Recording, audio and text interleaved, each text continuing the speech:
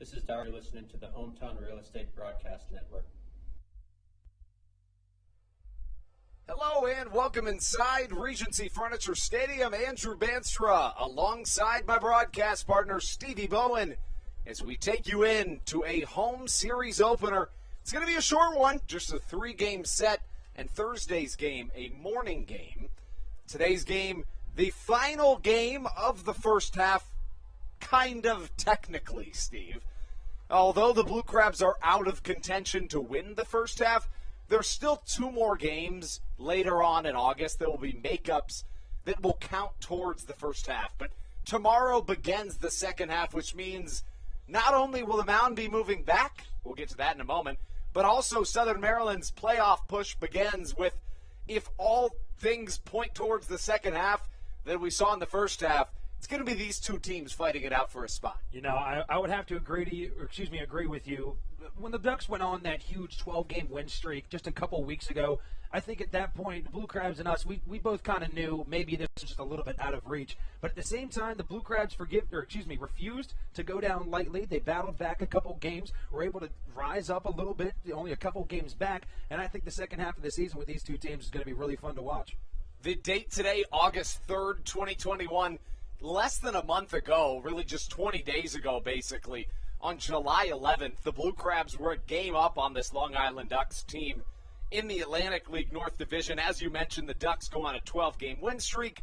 That was one short of a franchise record. But Southern Maryland's offense, while it has been a little bit streaky, when they've been on, they've been on. And speaking of franchise records, Stevie, how about Ruby Silva?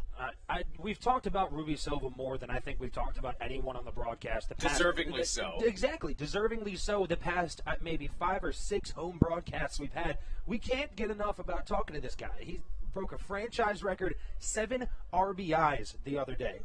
The dude has been on fire. How about this? He's played 17 games for the Blue Crabs. He has 17 RBIs. He's hitting .408 with the Blue Crabs. I mean, you can't ask for much more. You got a guy that's returning back to Waldorf. Turns out a pretty solid trade worked out in the Blue Crabs' favor with getting Ruby Silva back on this team. So in this most recent road trip for Southern Maryland, they began at Long Island. They won Game 1, lost Game 2. That's when the Ducks clinched the Atlantic League North Division first half title. But then they went to Lancaster, and Steve, it was, again, a really good offensive series for Southern Maryland. In Game 1, they set a season high in runs scored and hits in a single game. 18 runs, 21 hits. And then after losing Game 2 of the series, in Game 3, they won 16-0 and tied that season record for hits in a game that they set just a couple days before with 21. You know, this Blue Crabs offense, we've said it before, you said it earlier, it's very streaky at times. When they're on, and when they're not, they're not. You know, we've seen these guys have multiple double-digit losses this season, and then they'll turn around the next day and put up 20 runs on a team. So when we look towards the second half, of course, that little bit of that consistency is going to be key. Now, the pitching staff has worked out the consistency. Remember, at the start of the year, it was those big innings they were giving up, and we really haven't seen a ton of that. You know, recently, we've seen if the Blue Crabs go on to lose a game, most of the time that's simply just because the other team was better than them. You know, we saw at the beginning, one big inning they let up, they had a few errors in a couple of innings. You know, it all goes back to, you know, just having those big innings and letting up those runs, and they've really seemed to corral that and just kind of work against those batters better. Southern Maryland will take the field. We'll take a break real quick. When we come back, it's what you've been waiting for. It's time for Blue Crabs Baseball on your home for Blue Crabs Baseball, the Hometown Real Estate Broadcast Network.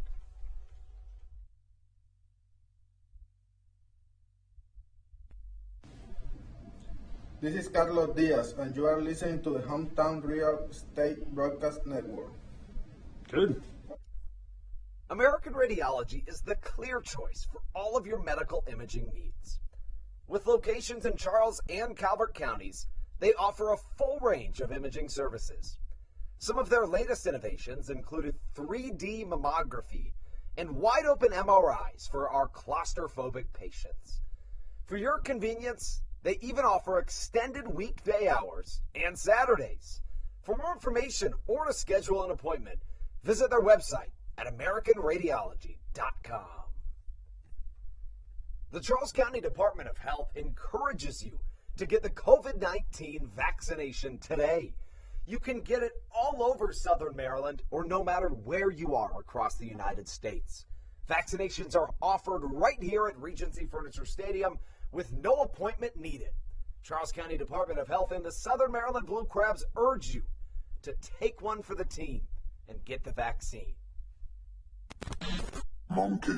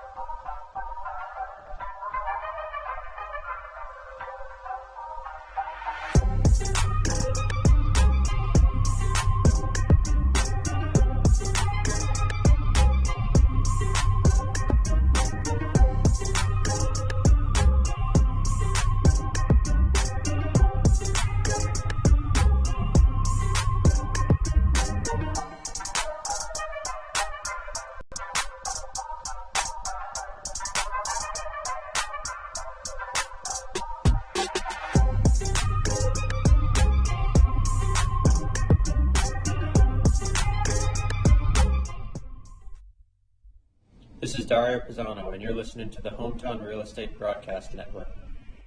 And we're back. After the national anthem, we give you the final game of the first half that the Southern Maryland Blue Crabs will play in this 2021 season.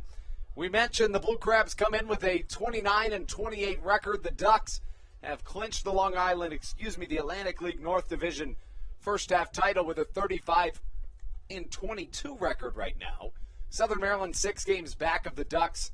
The Ducks will put Darren Downs out on the mound, the left-hander and MLB veteran, 1-1 with a 4.84 ERA on the season. Colton Mahoney on the mound for the Blue Crabs, the right-hander, 4-3 with a 7.65 ERA. Mahoney really struggled out of the gates this season, Steve. Then he had a couple of fantastic starts. You know, you look back at those July 11th and 17th dates in which he gave up just a run apiece in 13 combined innings. Has struggled a little bit in his last 2 starts. You know, as you said, struggled a little bit. It's really those walks that come back to bite him there, especially in a lot of his, appearances. Just third on the team in the amount of walks given up with, a few less innings than everyone. It's one of those things where it goes back to control, being able to control the ball. And it's going to be interesting once this mound moves back tomorrow to see how some of these pitchers can do. And to your point, when we talk about the mound moving back, we talk about the Atlantic League MLB partnership and the rule changes thereof. Southern Maryland and the Atlantic League implementing 2 really crucial and new rule changes this year, the first of which, the double hook designated hitter rule, which means basically once the starting pitcher is pulled, the designated hitter spot is gone and the relief pitcher takes that spot. Now, let's talk about the pitching rubber moving back 1 foot. That begins tomorrow. It is moving back to 61 feet 6 inches. The idea is to provide batters with more time to react to pitches. The expectation is that their reaction time will make more frequent contact. Now, it's certainly a rule that has not gone without its fair share of debate surrounding it, but I believe that it's going to be a rule that is going to be implemented by the MLB one day. It's only a matter of time before the mound moves back if we look back at baseball history, so it'll be certainly interesting to watch. Darrell Thompson will be on the mound tomorrow for the Blue Crabs as we're underway here on a Tuesday evening, a really nice night in Southern Maryland. Steve, I'm not from this area originally, so after a really hot month, I was thinking to myself, is it ever going to cool down? I was talking to someone today here in the front office. I was not expecting the weather today, as I was sweating all last week, of course. It's been blistering hot in Southern Maryland as of recent, and today I almost wore a sweatshirt to work. It's very hit or miss, the weather here in Southern Maryland. That brings up Steve Lombardozzi. Lombardozzi, a former Blue Crab, additionally a former Washington National at the MLB level. Lombardozzi has played on this field plenty of times, both as a Blue Crab and a Duck, after Vladimir Frias singles to lead us off. Frias has been really good. He's a long-time Atlantic League veteran, but was not playing baseball for about the first 2 months of this season before the Ducks ended up picking him up, and it's been a really solid pickup. Frias has great numbers on the year. You know, Frias with that .320 batting average so far this season. Good spot to have him in that leadoff, as he saw one pitch and was able to send one out to left center field for a base hit. This really is just a guy that's going to get on base for you. Frias has been able to do it on the defensive end as well. Last time Southern Maryland was in Long Island, or on Long Island, however you want to say it. That's a big debate up in Long Island. I have a friend that's from Long Island, and when I first started to meet her, I said in Long Island, and she basically crucified me for saying it. Yeah, it's a hot button topic. It is.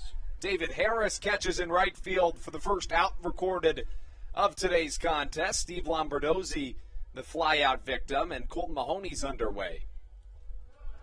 That brings up Lou Ford, who basically, alongside Darrell Thompson, is the most well-recognized Atlantic Leaguer over the last decade. Thompson and Lou Ford, the two longest tenured Atlantic Leaguers currently playing at the moment. Thompson's been in the Atlantic League since 2011.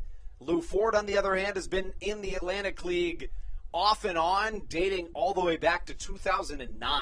Wow. Ford is 44 years old and is still getting it done. It's honestly, remarkable. If you can find a three-hole hitter that's 44 years old and can still consistently produce at the plate, why not keep him around? Yeah, you look at his last couple of years, dating back to, in 2013, he hit .377 batting average. 2014, .347. At age 38, he hit .364. At age 39 in 2016, .305. You get the point. This year, he's hitting .281. Now, he does not play in every game by any means. He plays in, to my knowledge, maybe one every 3 games or so. He's also the Ducks hitting coach and is essentially equivalent to what Darrell Thompson is to us here in Southern Maryland. You know, and you'd love to talk about Darrell Thompson, a guy that really gets it done on the mound whenever you need him to. He's consistently going to go 7+ innings for you, and I think Lou Ford is the same way. You know, he's a consistent guy. I can't get enough about saying it. He's your 3-hole batter, and he's 44 years old. That's just impressive. It's quite remarkable. It is. In fact, in 2019, he hardly even played to begin the season, and then in the month of July, he entered the month. It looked like finally at the age of 42, things were going to slow down, but much like Tom Brady at the age of 42, turned things all the way back around. He hit .560 in the month of July in 2019. Pickoff move to first. See you later, Vladimir Frias. Beautiful pickoff move, and in fact, Steve, to my knowledge, that's the first time that a Blue Crabs pitcher has picked off a runner this year. We've been waiting for it to happen for a while now. Colton Mahoney, I think, has one of the best pickoff moves in the Atlantic League. He's so quick and so smooth with it. We finally got to see one in person, and man, that one was pretty. So we look at Lou Ford, the man at the plate, as Colton Mahoney issues a pitch. Line drive to the left side. Josh McAdams jumps. His glasses fall off his head, but no problem. He catches the ball. McAdams, I think he thought he had to jump way higher for that ball that he did. I don't even really think he realized it was in his glove for a second. But regardless, nice play by the third baseman.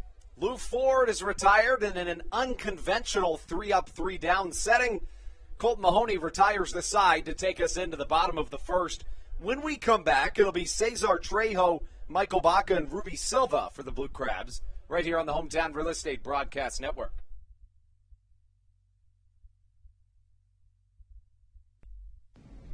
This is Jay Clucci, and you're listening to the Hometown Real Estate Broadcast Network. Dyson Building Center is one of the oldest family-owned and operated hardware, lumber, and building supply stores in Southern Maryland. They are located in St. Mary's County on Route 5 in Great Mills. Dyson's has an expansive and diverse inventory to help you with all of your home improvement and project needs. Whether you're new to the world of DIY, a tried and true DIY professional, or somewhere in between, the friendly and experienced staff at Dyson Building Center is ready and willing to help you today. In February of 2020, Regency Furniture Stadium and the Southern Maryland Blue Crabs were given what we view as an honor, being named the 4th mass vaccination site in the state of Maryland. Here's a message from Regency Furniture about the honor that it has been and still is to be one of Maryland's mass vaccination sites, getting our community back to safety.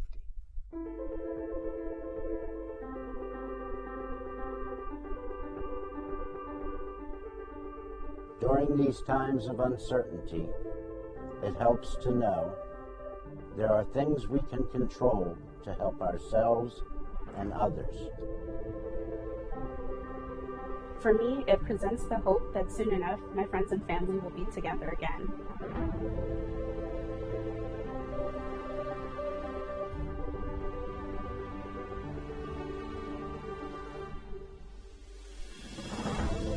We just want to take this moment to... This is Jake Marshall, and you're listening to the Hometown Real Estate Broadcast Network.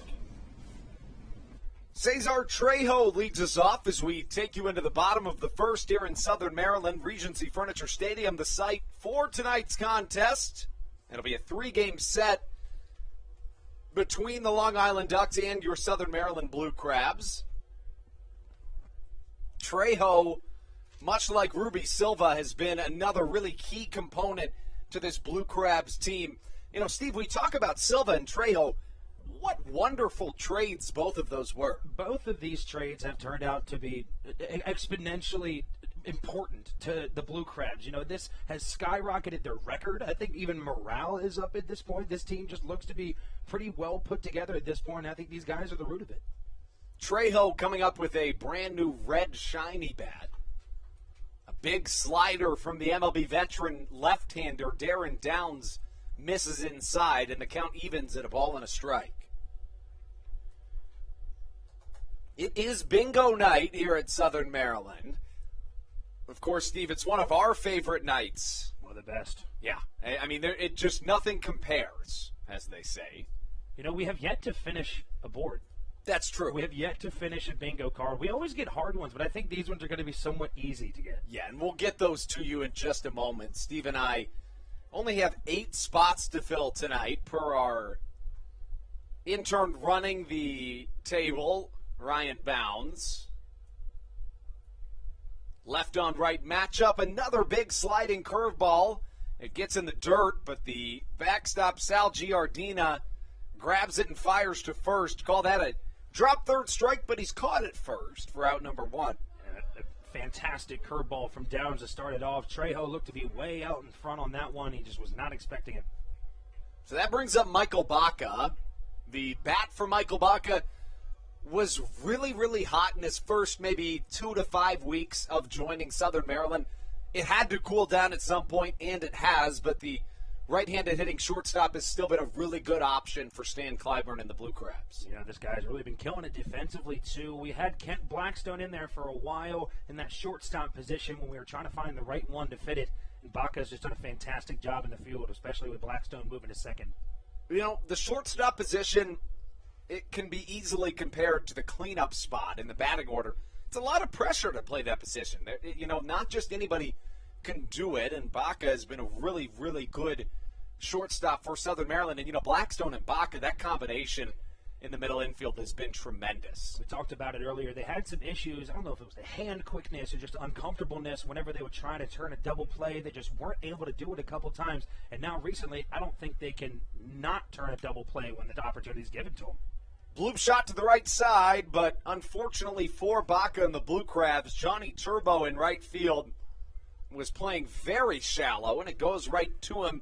Well played by Johnny Turbo, and that gives Southern Maryland 2 down here in this first inning. And that brings up Ruby Silva, the aforementioned recently crowned Blue Crabs single-game RBI record holder. He knocked in 7 of them the other day.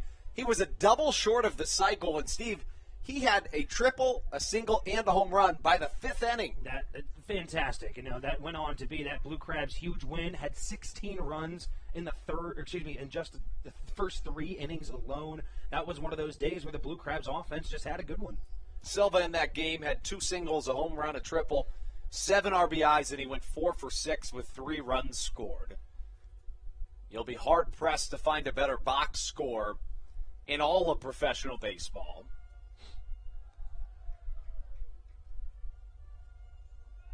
The Charge chants roaring out here in front of a strong Tuesday crowd at Regency Furniture Stadium. Silva takes another one of those textbook Darren Downs looping sliders, and he's had a lot of success early against right-handed batters with that slider, but as a lefty hitter, it's almost impossible to hit that pitch.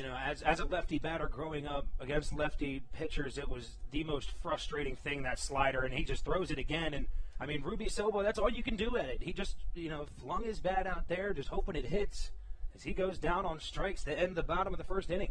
We'll be right back on the Hometown Real Estate Broadcast Network.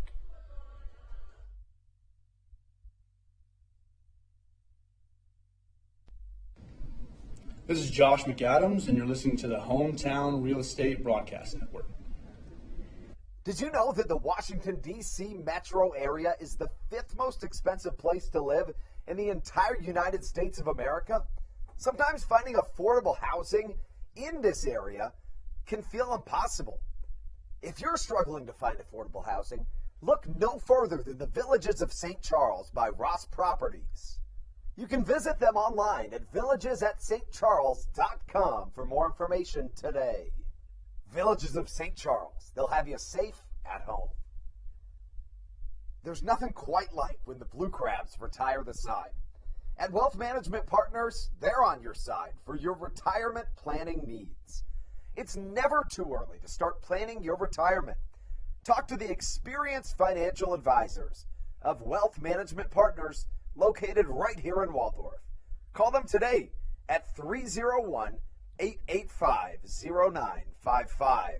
Again, Wealth Management Partners. Call them today at 301-885-0955.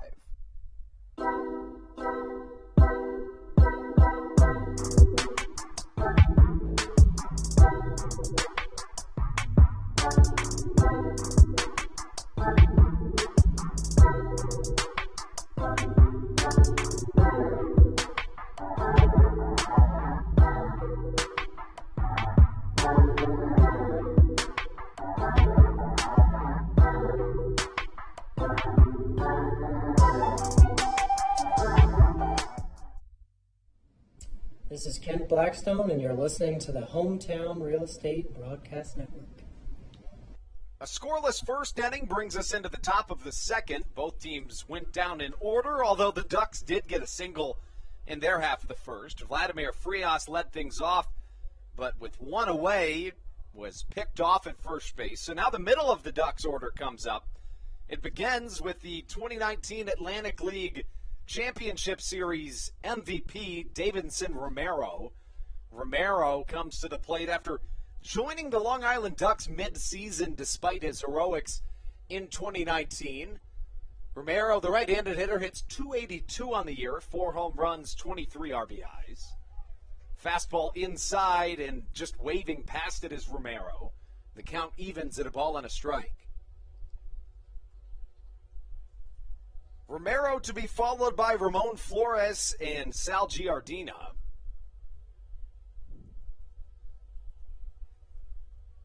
The right-on-right matchup. Hit well to the right side. Could be playable for Alex Crosby.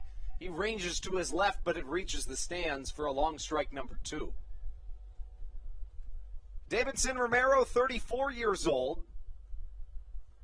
Began his professional career at the age of 19 in the Minnesota Twins organization.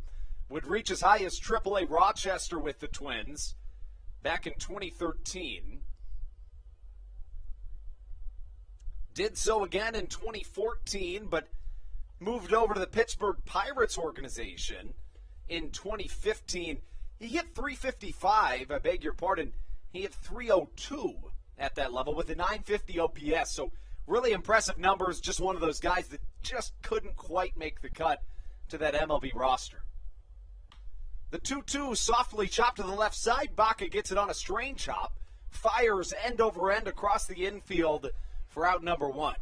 You know, we've seen that lip here right on that grass line right before you reach the players in the infield here. It's given Josh McAdams a couple weird hops as well, one of them bouncing completely over his head. But nice job by Michael Baca being able to just stay down on that one and make the play.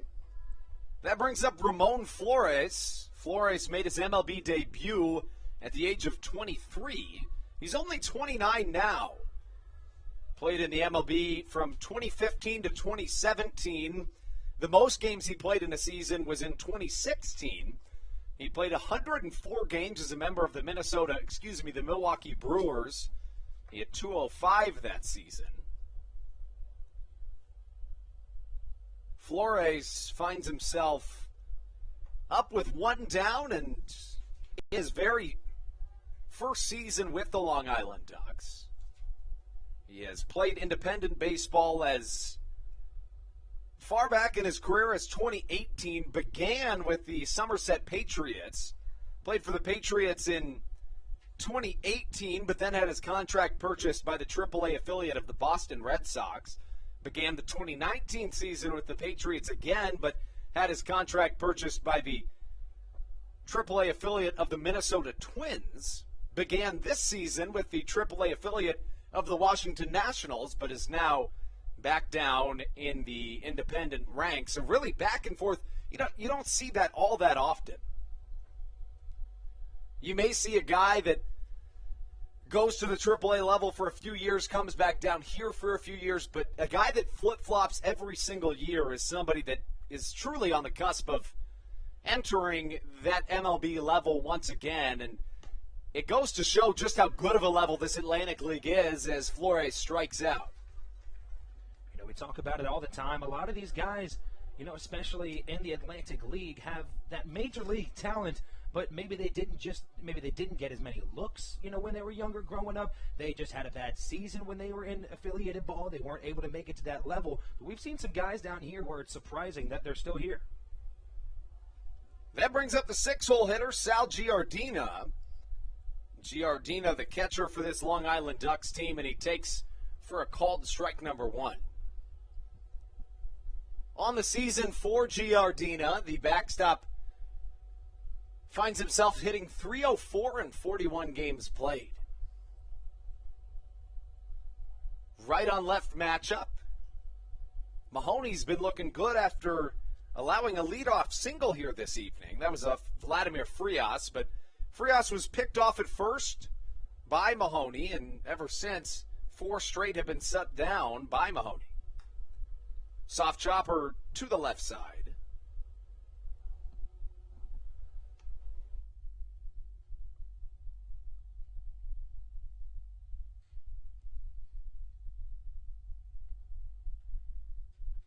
And an 0-2 count.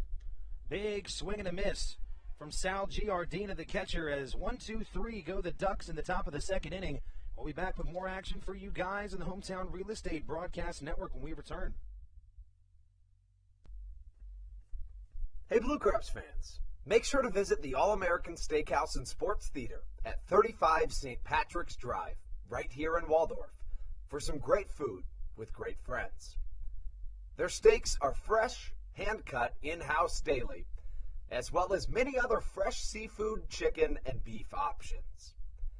They offer outdoor and indoor dining, available each and every day, along with the same great menu to go if you would like. Please visit them online at www.theallamericansteakhouse.com. That's www.theallamericansteakhouse.com. You can also visit them on Facebook or Instagram. They have daily specials that you just can't pass up. Thank you, Blue Crabs fans. All Pawn is Southern Maryland's premier pawn shop and is the official pawn shop of the Southern Maryland Blue Crabs. Stop by and say hello today. They've been a part of the Southern Maryland community for 18 years. If you need some cash to hold you over, or if you're just doing some spring cleaning and want to clear some stuff out, please bring it by All Pawn and let them make you an offer.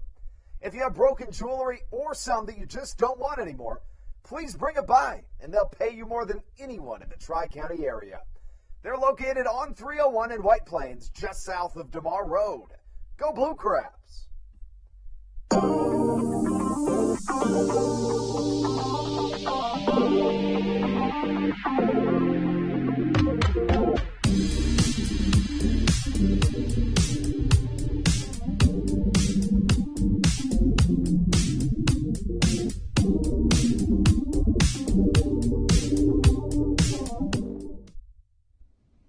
This is Patrick Baker, and you're listening to the Hometown Real Estate Broadcast Network. David Harris leads us off as we take you into the bottom of the second inning here in Southern Maryland. It will be 4-5-6 for the Blue Crabs. David Harris, Alex Crosby, and Josh McAdams. First pitch from Darren Downs of the evening. Catches the outside corner, and we're underway in the bottom of the second. David Harris has been fantastic for Southern Maryland of late. You could make a really strong argument that David Harris was the team MVP offensively for the Blue Crabs in the month of July. I mean, when you look back at those numbers, they're hard to argue with. The right-handed hitting David Harris hit .299 in the month of July, but that doesn't tell the whole story. The former Toronto Blue Jays prospect had a .536 slugging percentage in the month of July as he fans at a big-time slider. And it'll be strike number 3. Harris had 6 home runs, 22 RBIs in 25 games played, as he records the 4th out offensively for the Blue Crabs, and it's the 3rd strikeout for Darren Downs, who's been on a roll here early. Downs has been really using that slider to his advantage, and it's working so far. All these Blue Crabs batters, you can see him swinging out of their shoes. It's a very solid pitch to have in your repertoire as a left-handed pitcher, and I think you just use it the entire game. Downs 1-1 on the year with a .484 ERA. Interestingly, the Ducks pitching coach and hitting coach are playing tonight for the Ducks. Lou Ford, the designated hitter, is the hitting coach. Darren Downs, the starting pitcher, is the pitching coach. In fact, he didn't start the season on the active roster for the Long Island Ducks. Played in the MLB in 3 seasons, compiling 92 innings of work, all in relief. Had a pretty good repertoire of numbers over 3 seasons as Crosby hits one to the right side. It gets through, and that's Southern Maryland's first hit of this contest.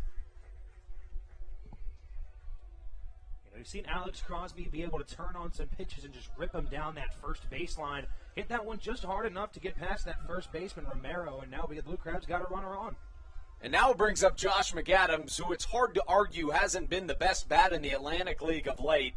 On this most recent 6-game road trip, he went 11 for 22. In this most recent series, how about this? 9 for 15 with 3 home runs, 1 in each game.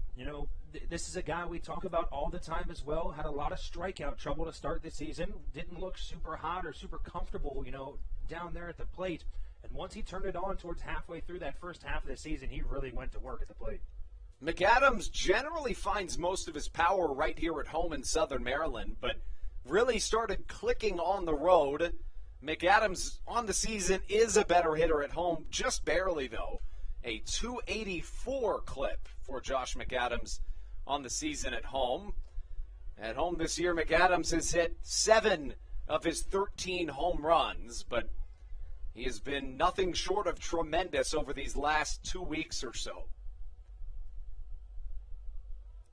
McAdams facing off against Darren Downs here in the bottom of the second inning, right after Southern Maryland picked up their first hit. Give you the numbers. Josh McAdams had an incredible stretch from July 21st through today. In 11 games, he's hit 6 home runs, driven in 11. He has a .381 batting average, but the most impressive, hands down, an .833 slugging percentage. McAdams has been nothing short of fantastic in the late stages of July and here early in the month of August. Fastball right off the outside edge as Josh McAdams works himself a 3-1 count. McAdams has seen the batting average raise a ton over this hot stretch he's been on. Sits at 278 on the season. 13 home runs for the right-handed batter. Big swing, but it's through the pitch as the count works full at 3-2. You know, that was one of the bigger issues we saw in McAdams once he had those strikeout numbers. He seemed to be on time with the ball, has a very solid swing on there, just had some trouble making contact with it. A lot of swinging strikeouts for him.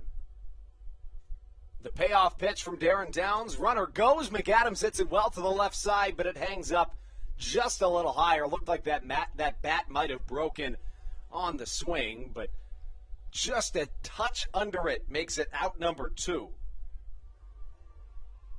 And now a very welcome return to action at Regency Furniture Stadium.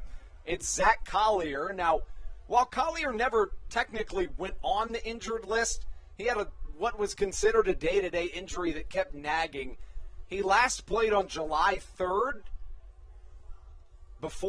He was injured on July 3rd, but pinch hit in the Blue Crabs' most recent game back on August the 1st. He pinch hit in the 3rd and picked it up right where he left it off. He went 2 for 3 in that game. You know, Zach Collier is one of those guys. We saw him in that 3-hole position to start the season. Collier lofts it to the left side. It gets out of play and on top of the dugout, the Legends Club. Becomes a souvenir for a fan. It's a left-on-left matchup, and, you know, something that I'm very pleased to be able to see again is just Zach Collier having any average at bat, because all of them are interesting. You know, we talked about it. Zach Collier is the kind of guy that will draw that full count almost every time he's at the plate. He likes those high-pressure situations. He seems to do better in them, and he has a fantastic eye at the plate. We talked about this as one of those guys where they're not really sure what the Blue Crabs were going to do with their lineup upon his return, especially with, you know, Jake Lucci stepping in, having big games, acquiring Cesar Trejo, Ruby Silva. But I think they have a nice little spot here with Zach Collier in the DH position. Yeah, I mean, it's becoming an abundance of goods with Matt Hibbert and Dario Pisano not playing tonight, both of which hit over 270 on the year, but an abundance of riches for Stan Clyburn and the Blue Crabs as Zach Collier works the count even at 2 balls and 2 strikes. So, something you said on one of the other broadcasts, it's never a bad thing to have too many good players on a team, and I think that's really what the Blue Crabs have in their fielding right now. Especially when you consider the double hook rule, because you're going to have a pinch hitter in every single game. And sometimes we've seen the Blue Crabs use up to 4 or 5 pinch hitters in a game, and it's nice to have that depth back there. We won't see any in this half inning, however. Despite the Blue Crabs getting hit and stranding 1, they go down after putting 4 batters to the plate. 2 innings complete here at Regency Furniture Stadium. Darren Downs with 4 strikeouts through 2 innings. It'll be 7-8-9 for the Ducks when we return on the Hometown Real Estate Broadcast Network.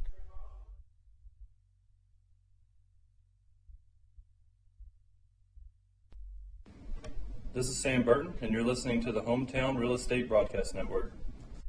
Chick-fil-A of Charles County has been a proud supporter of the Southern Maryland Blue Crabs since their inception in 2008. For years, they have sponsored the Southern Maryland Blue Crabs, America's prisoners of war and missing in action. In between the second inning of each game, there is a moment of silence brought to you by Chick-fil-A. The Southern Maryland Blue Crabs appreciate and respect not only Chick-fil-A, but all of those that have served our great country. The seat that they sponsor was made possible by Chick-fil-A of Charles County. Thank you so much, and visit any of your Charles County Chick-fil-A locations today. The Charles County Department of Health encourages you to get the COVID-19 vaccination today. You can get it all over Southern Maryland or no matter where you are across the United States. Vaccinations are offered right here at Regency Furniture Stadium with no appointment needed. Charles County Department of Health and the Southern Maryland Blue Crabs urge you to take one for the team and get the vaccine.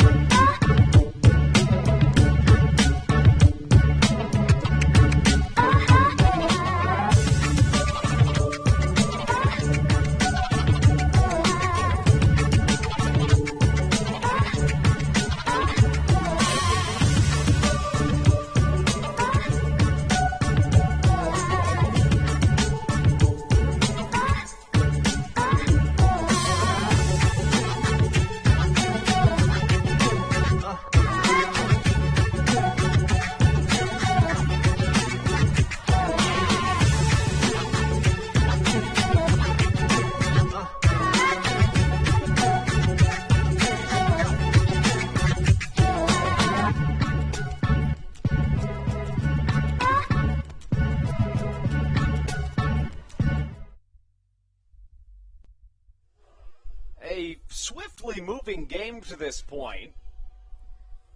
As we take you into the top of the third, Colton Mahoney has faced the minimum of 6 batters despite allowing a hit to this point.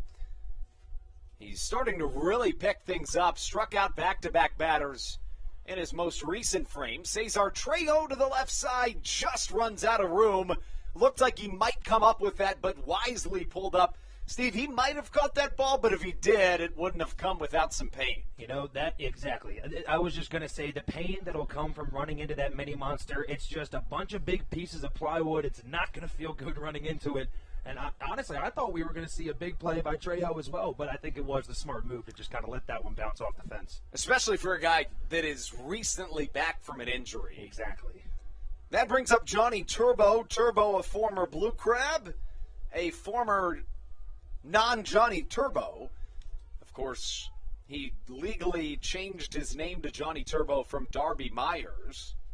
That's the name you would know him from with his time in Southern Maryland, but a fitting name, Johnny Turbo, considering the immense speed he possesses. Fastball off the plate begins Johnny Turbo. Turbo with 12 stolen bases on the year, 7th most in the Atlantic League. Johnny finds himself a .264 hitter this year. Sal Giardina, I beg your pardon, Jesse Berardi stands on second after doubling from Colton Mahoney. Hard hit to the right side. Alex Crosby snags it out of thin air and denies Johnny Turbo of what could have been an RBI single. You know, we've seen Alex Crosby put his body on the line many, many times in these most recent series. We've seen him here at Regency Furniture Stadium. And, you know, that's just another play that shows the heart this guy has. He's able to make those athletic-type plays. It looked fairly easily. That brings up Breland Almadova. Almadova on the season, a .214 hitter, a .368 on-base percentage in 23 games played. Almadova 0 for 4 with an RBI in his most recent game. Last series, he went 1 for 8. Has struggled this year against Southern Maryland, going just 2 for 12.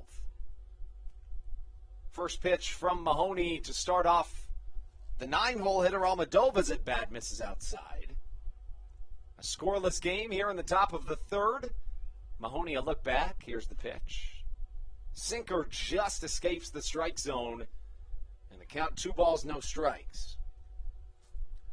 Steve, we touched on it at the beginning of the broadcast, but tomorrow begins a new age in the Atlantic League, a very exciting feat coming our way in just a matter of hours. Of course, as part of the Atlantic League MLB rule changes in partnership, the pitching mound will be moved back 1 foot from 60 feet 6 inches, where it's been in professional baseball since 1893, back to 61 feet 6 inches in an effort to create more offense in an age of baseball in which more and more strikeouts happen every single day. Of course, the amount of strikeouts have gone up every year for over a decade at the MLB level. In my opinion, something probably needs to be done about that. You know, I would tend to agree. I think we talked about different ways that they can go about trying to make it a little more even, but I think I agree with you. I think this is the best way possible at the moment that they have to try to figure out how to lower those strikeout numbers because, I mean, everyone loves a more offensive game. So, I mean, I don't know. I think it's going to turn out to be something good. A full count on its way to Breland Almadova. Fastball inside, just misses. And for Mahoney, it's his first walk issued of the game as the lineup flips back to the top with 1 down here in the top of the third. As we said earlier, Mahoney had those walk issues to start the season when he first got his first couple appearances. And I think, you know, after, 2 1/3 innings with 1 more batter on base, just now letting up your first walk to the last batter in the lineup, I think you got to be happy with that. Especially because it's not the worst thing to walk it. Or walk a batter in this situation, considering now there's a force at every bag other than home. Vladimir Frias comes to the plate. He accounts for 1 of 2 Ducks hits this evening. Mahoney's first pitch, a sinker that catches the outside corner, 0-1 the count. Frias, a .320 hitter entering play today, a .419 on base percentage, was signed by the Ducks about halfway through the first half of this season, has played 25 games. This could be 2. Blackstone, although wisely, opts for the sure out at first, and now 2 away as Steve Lombardozzi will come to the plate, and the bat boy of the day, Chris Morris. The man, the myth, the legend. The Swift driver. That's true. Chris Morris, one of many incredible interns that we've been really, really fortunate to have here in Southern Maryland this year. It's really been a special group and one of the best summers of my life, there's no question about it. We'll be really sad to bid them adieu later this week. Steve Lombardozzi comes up to the plate. Lombardozzi fouls one out of play to the left side. Lombardozzi 0 for 1 today. Mentioned it in his first time around, but doesn't hurt to mention it again. Lombardozzi, an MLB veteran and a former Blue Crab. Mahoney's pitch hit well to the right side. David Harris should have room. He keeps ranging back. He's at the fence. He reaches over his head and he grabs it. Out number 3 inches away from being a 3-out home run. Instead, Colt Mahoney works 3 scoreless innings, strands 2 ducks in the frame after walking one and allowing a leadoff double. Mahoney sees 5 batters in the inning, but David Harris with the glove work to end this top of the third. Southern Maryland still has the chance to strike first. If they do so, it'll be in the form of Joe DeLuca, Kent Blackstone, and Cesar Trejo when we return on the Hometown Real Estate Broadcast Network.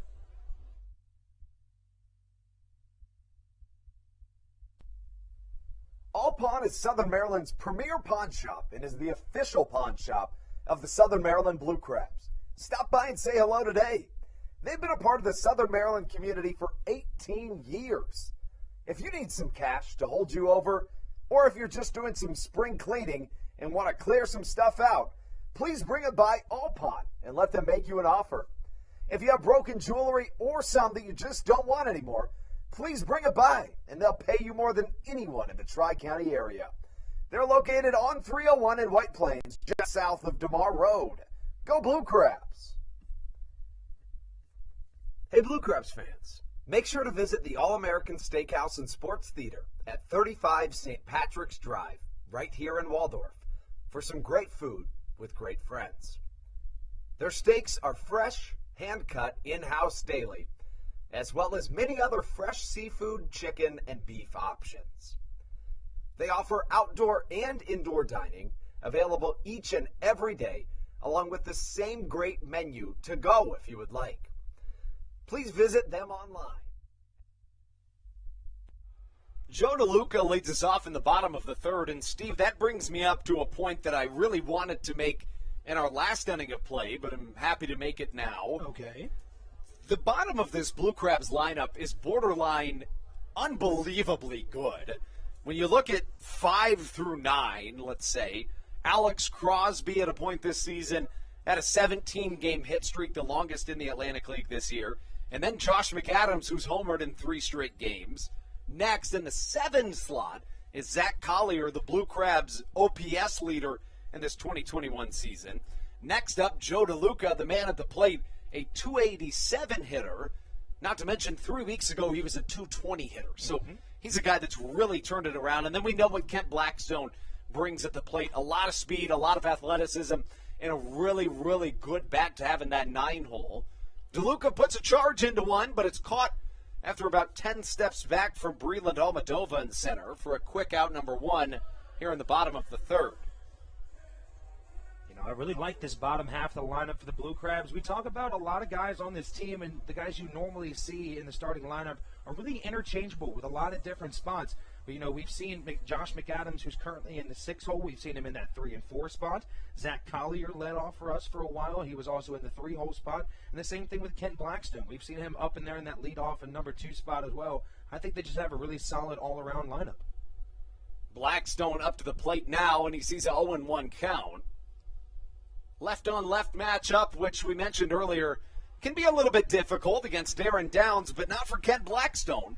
Blackstone singles right up the middle and now has a base hit in 5 of his last 6 games. You know, especially when Downs is doing so well with that slider, you don't want to get into a 2-strike count. So nice job by Kent Blackstone, seeing the slight mistake as he left that one over the plate just a little bit too much. He's able to get on with a 1-out base hit. That brings up Cesar Trejo, who struck out his first time up. Trejo, a .298 hitter on the year. Among active players is the Blue Crabs' OPS leader. You know, and he gives you a talent in baseball that, you know, in my personal opinion, of the 5 tools, you could argue that the most important 2 in today's game of baseball are speed and power. And Kent Blackstone caught stealing, tries to get into second, is unable to do so. It looks like maybe a head-on-head collision between Blackstone and Vladimir Frias. When Blackstone slid in, I believe he was pop-up sliding and his helmet hit right into Frias' head. But that right there shows you just the high character Blackstone holds. Oh, without a doubt. We know, obviously, Blackstone's not the type of person to go out of his way to try to start a controversy. That's just not who he is, especially as a person and as a ball player. And, you said it perfectly there. We saw just a pop-up slide, popped up, and it looks like the shortstop Frias is holding that bridge of his nose. And I just know if that brim of the helmet hit that bridge of the nose, that he is not having a good time. Yeah, no fun whatsoever. But now 2 away, and we've seen in the first 3 innings of action 2 runners picked off, both of them coming at first base. Frias dealing with the injury, but, you know, we talk about Cesar Trejo, a guy that, again, I mean, the ability to give you power and speed, in my opinion, are the 2 most important tools in today's modern game of baseball. Trejo with 10 stolen bases on the season, 6 home runs, a .526 slugging percentage for the right-hander. He was traded from the High Point Rockers to the Blue Crabs, as it looks like we may see some defensive changes here. So with that being said, we'll step aside for just a moment, but when we come back, Cesar Trejo back to the plate on the Hometown Real Estate Broadcast Network.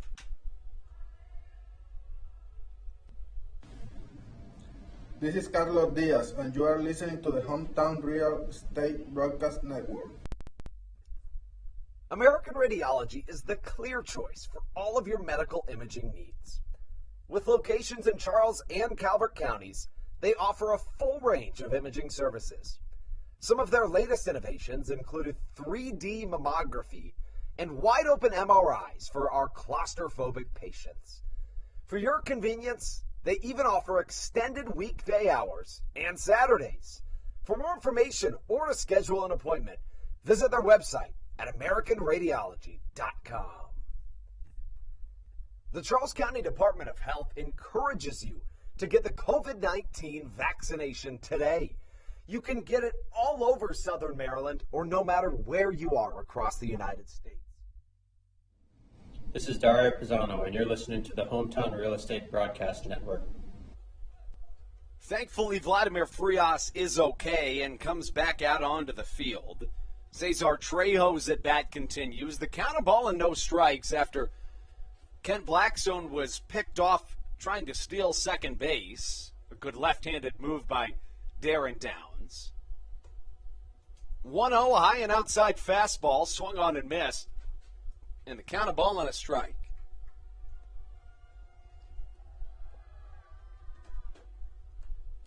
Left on right matchup, here comes Downs.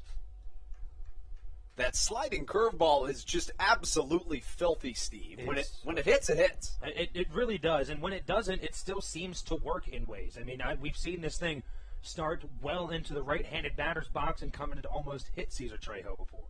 The horizontal break is just magnificent. And then, that's what a really good left-hander will do. He'll have that nasty slider and then combine it with a two-seam that goes the opposite direction. Yeah, Downs has that Chris Sale-esque slider where it's going to break up to 2 feet horizontally at least. As Cesar Trejo works a walk. That one was awfully close, but although it is an electronic umpire, he sold it quite well. He really did. And Darren Downs almost has a Chris Sale-esque movement to the plate, in that he really does a good job of hiding the baseball when he's on his way home. That brings up Michael Baca after the 6-pitch walk to Cesar Trejo, the first walk issued by Downs today. First pitch to Baca misses outside, is fouled outside of play, and 0-1 goes the count. Michael Baca enters play as a .256 hitter on the season. 7 for 28 against the Ducks this year, so a .250 batting average in 8 games played. Baca waves the arms, preparing for the Downs delivery that catches the outside corner, and the count 0-2. You could tell Baca had a thought about swinging at that one, didn't know if he should, and looks disappointed that he didn't, as that one, as you said, just barely hit that high and outer part of the strike zone. Here comes the 0-2 from Downs. Don't be surprised to see Trejo go on the pitch. It does not, and the count works to 1-2.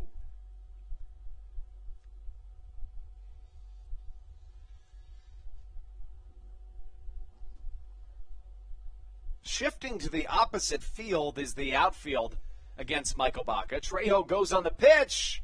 It misses downstairs, and I'd have to think that goes down as a stolen base. Instead, they're going to say that Michael Baca went around, so no stolen base or continuation of this inning. In fact, when we come back, it'll be Stevie Bowen on the mic right here on the Hometown Real Estate Broadcast Network.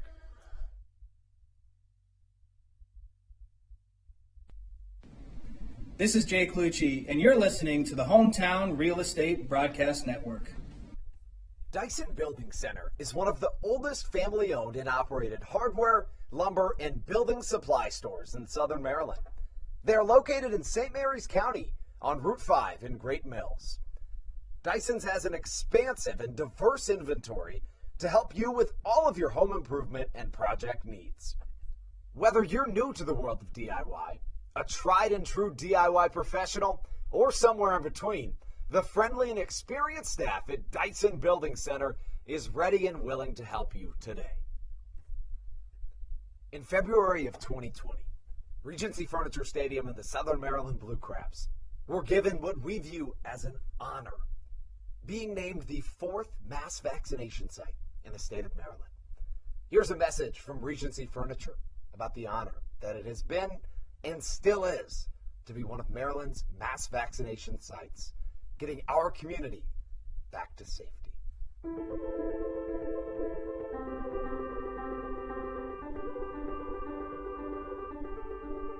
During these times of uncertainty, it helps to know there are things we can control to help ourselves and others.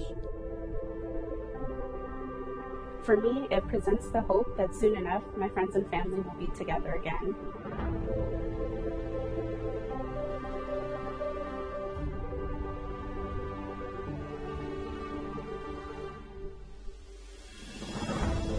We just want to take this moment to thank the Maryland National Guard for their support in helping to facilitate and manage the vaccinations here at the Regency Furniture Stadium.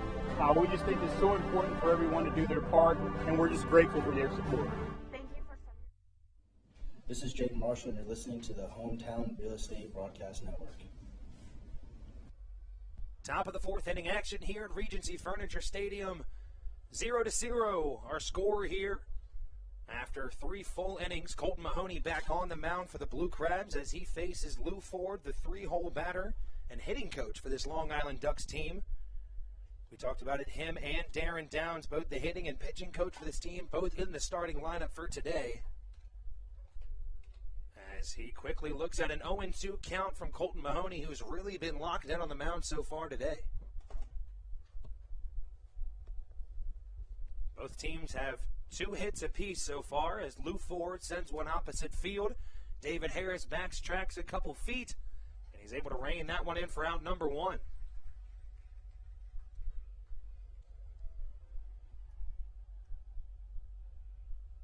Really one of the bright spots this season for Southern Maryland. And generally, this is something that goes unnoticed on just about any team in professional baseball, but it's hard not to notice just how good the outfield defensively has been for Southern Maryland this year. And we talked about the plethora of players they have kind of moving around in these starting lineups. most of them are outfielders that they're going to run into that issue of having, too many good players on your roster. And, I think you can put any of the guys we've seen out there in the outfield and they'll do their job.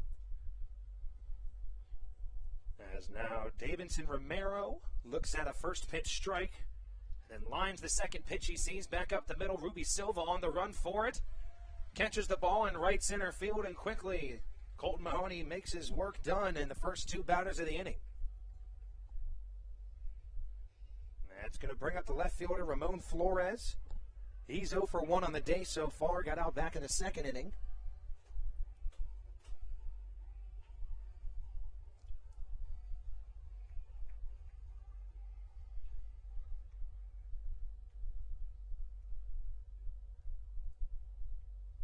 And the first pitch to the left fielder, Flores, breaking ball from Colton Mahoney in there for a strike.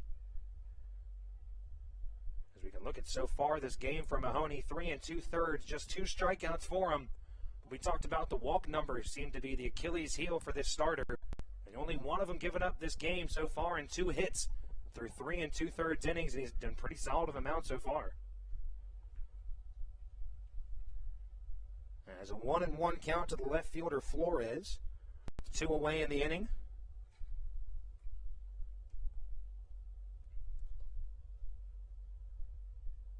Another sinker just misses low and away out of the zone as the count runs to 2 balls and 1 strike.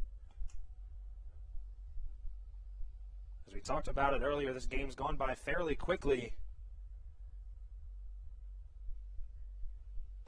7:36. We're just an hour into this game. We're already almost 3.5 innings in. As a 3-1 count to the left fielder Flores. Sal Giardina on deck. 3-1 pitch. This one lifted out into foul territory now by the Legends Club here at Regency Furniture Stadium. As a young fan rushes to the ball and has a new souvenir for himself.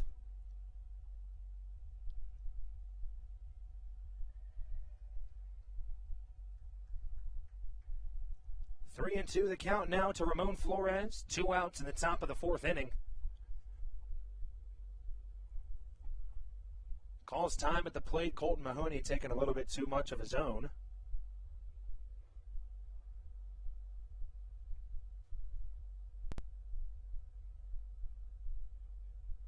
A 3-2 pitch. This one lifted into foul territory. Alex Crosby running over for it. And Alex Crosby going to reach over the wall right next to the Long Island dugout and make a fantastic play in foul territory to end the top of the 4th inning. 1-2-3, go the Ducks. We'll be right back with more action for you guys. Ruby Silva, David Harris, and Alex Crosby at the plate for the Blue Crabs when we return on the Hometown Real Estate Broadcast Network. This is Josh McAdams, and you're listening to the Hometown Real Estate Broadcast Network. Did you know that the Washington, D.C. metro area is the 5th most expensive place to live in the entire United States of America? Sometimes finding affordable housing in this area can feel impossible. If you're struggling to find affordable housing, look no further than the Villages of St. Charles by Ross Properties. You can visit them online at villagesatstcharles.com for more information today. Villages of St. Charles, they'll have you safe at home. There's nothing quite like when the Blue Crabs retire the side. At Wealth Management Partners, they're on your side for your retirement planning needs. It's never too early to start planning your retirement. Talk to the experienced financial advisors of Wealth Management Partners located right here in Waldorf. Call them today at 301-885-0955. Again, Wealth Management Partners. Call them today at 301-885-0955.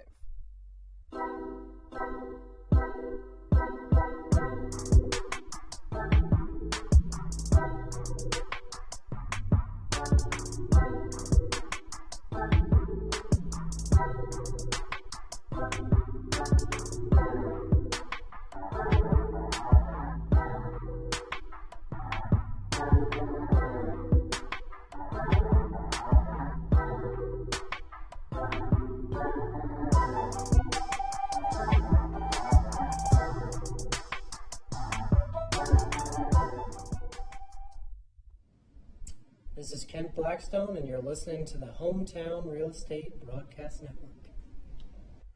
Ruby Silva leading things off for the Blue Crabs in the bottom half of the fourth inning. He went down on strikes, to end the top of the first inning for these Blue Crabs, as he swings and fouls off the first pitch he sees for strike number one.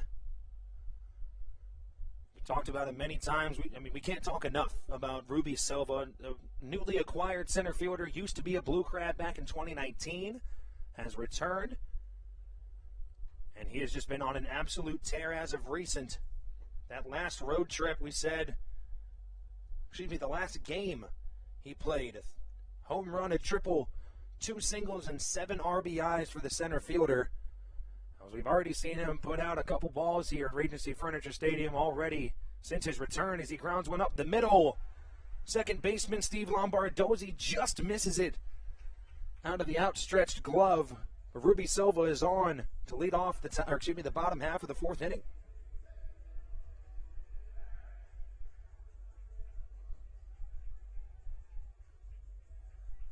Talked about this Blue Crabs lineup. You have a lot of guys that have a lot of power and can go in that 3-4 hole in this lineup. But I think the back-to-back combo of Ruby Silva and David Harris is really that bread and butter, especially with Alex Crosby and Josh McAdams. That meat of the Blue Crabs lineup has a ton of power behind it.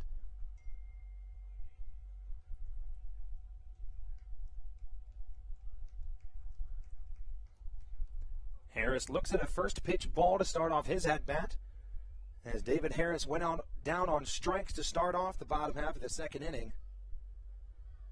As he now sees a 1-1 count after fouling that one off to the right side. Darren down so far this game, 3 whole innings pitched, 3 hits given up. Just 1 walk for him as well as he tries to pick off Ruby Silva at first base, but he's back easily. 5 strikeouts so far for him in this game as he has just been on a tear, especially with that slider. David Harris lines one hard into left field. That one's going to drop in front of Ramon Flores out in left field. The Blue Crabs are in business with 2 batters on and still nobody out.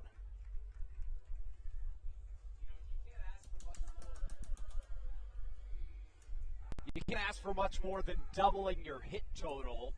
Here in the bottom of the fourth, Southern Maryland with 4 hits in a game, 2 of them in the most recent 2 plate appearances, and it's no real surprise that one of them comes from Ruby Silva and the other comes from David Harris. No, exactly. What we were just talking about, those guys back-to-back in the lineup is lethal. Alex Crosby lays down a bunt, and it's a good one. He's got to hustle to get over there to first base, and Alex Crosby with a perfectly placed bunt. That one went just under the glove of a diving Darren Downs. First baseman Romero had to run over and try to grab it, and luckily the second baseman Steve Lombardozzi was able to get over there and field first base, or Alex Crosby almost got on with a bunt base hit. And Darren Downs takes some time getting up, hoping he's okay. But to your point, there's some guys that will every once in a while change things up and maybe bunt.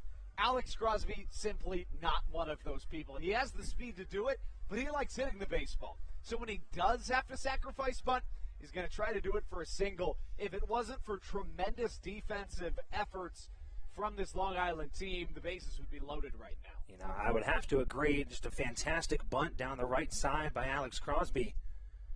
But this is a good guy to have at the plate of Josh McAdams, especially when 2 runners in scoring position. Hard ground ball to the left side. That's going to score Ruby Silva as he sprints home. And as we said, a dangerous guy to have on the plate even when he grounds out. Still ends up with an RBI, Josh McAdams. His 39th RBI of the season, and now McAdams continues the role that he's been on. You know, in a really good job from McAdams. You talked about it earlier, and it's very true. He's a guy that at times strikes out some, but hits for good power. So to see a guy with that mold sacrifice in at bat and just ground one out to the middle of the infield to bring the first run of the game home, that's really, really unselfish offense. Yeah, very, very unselfish offense is the name of the game, especially for this Blue Crabs lineup. You know, you want to hit a home run every at-bat, but these guys understand when they're coming to a plate, they got a job to do. And a guy that's able to do his job well is Zach Collier, the designated hitter for the day. We've seen him in center, right, left, wherever you want to put him in the outfield so far this season.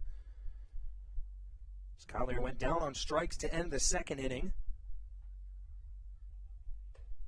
1-0 pitch, that slider really working for Darren Downs as that one looked like it started behind Collier and broke right into the strike zone for strike one. Collier was injured against the Ducks in Long Island back on July 3rd. Made his first appearance since in the Blue Crabs' most recent game before today. That was on Sunday. He came in a pinch hit appearance in the third and went 2 for 3. And a big swing by the designated hitter Collier as he swings through a high fastball. Count now 1-2 with 2 away. David Harris on at second base as a ground ball to the outfield surely scores him. Pretty big gap on the left side of the infield. Collier, a guy that's no stranger to going the other way, so it wouldn't shock me to see something on the other side. But additionally, he's a great power pull hitter, so that right center gap looks good too.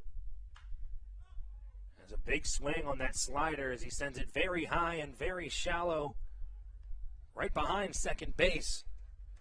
The shortstop Frias able to gather that one together for the third out of the inning, but not before Josh McAdams comes through with an RBI ground out to the shortstop to score Ruby Silva. As the Blue Crabs are looking at a 1-0 lead as we head into the top half of the fifth inning. And we'll have more action for you guys when we return on the Hometown Real Estate Broadcast Network.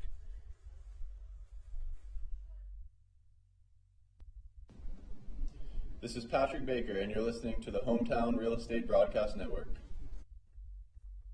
Hey Blue Crabs fans, make sure to visit the All-American Steakhouse and Sports Theater at 35 St. Patrick's Drive, right here in Waldorf, for some great food with great friends. Their steaks are fresh, hand-cut, in-house daily, as well as many other fresh seafood, chicken, and beef options. They offer outdoor and indoor dining, available each and every day, along with the same great menu to go if you would like. Please visit them online at www.theallamericansteakhouse.com. That's www.theallamericansteakhouse.com. You can also visit them on Facebook or Instagram. They have daily specials that you just can't pass up. Thank you, Blue Crabs fans. All Pawn is Southern Maryland's premier pawn shop and is the official pawn shop of the Southern Maryland Blue Crabs. Stop by and say hello today. They've been a part of the Southern Maryland community for 18 years. If you need some cash to hold you over, or if you're just doing some spring cleaning and want to clear some stuff out, please bring it by All Pawn and let them make you an offer. If you have broken jewelry or some that you just don't want anymore, please bring it by and they'll pay you more than anyone in the Tri-County area. They're located on 301 in White Plains, just south of DeMar Road. Go Blue Crabs!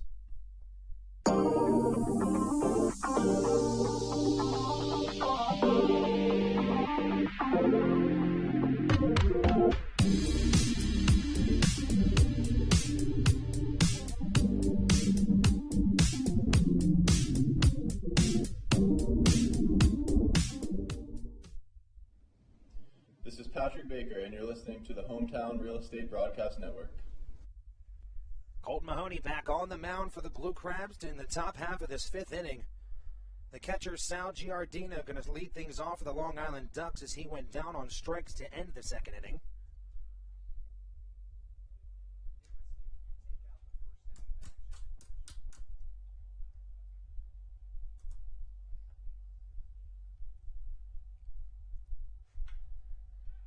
Giardina sends one high and deep out into center field. Ruby Silva running back for it. Right on the warning track, able to make the play for the first out of the inning. You know, and if there's one thing that you can say about Ruby Silva that nobody can question, it's that he at least once a game, probably 3 to 4 times a game, will make an incredibly difficult play look as about as routine as you could possibly make it look. That ball is on the warning track, and he was just standing under it. You know, Ruby Silva, you can see him out in center field. He plays a solid, I would say, 50 to 60 feet off of that center field wall and that batter's eye out in center field. And he was able to get there so quickly and just be able to corral it under that ball. And just really plus defender out there for the Blue Crabs. So now Jesse Berardi, the third baseman, now here at the plate. Looks at an 0-2 count as he reached on a double that went down the left field line, just out of reach for Cesar Trejo.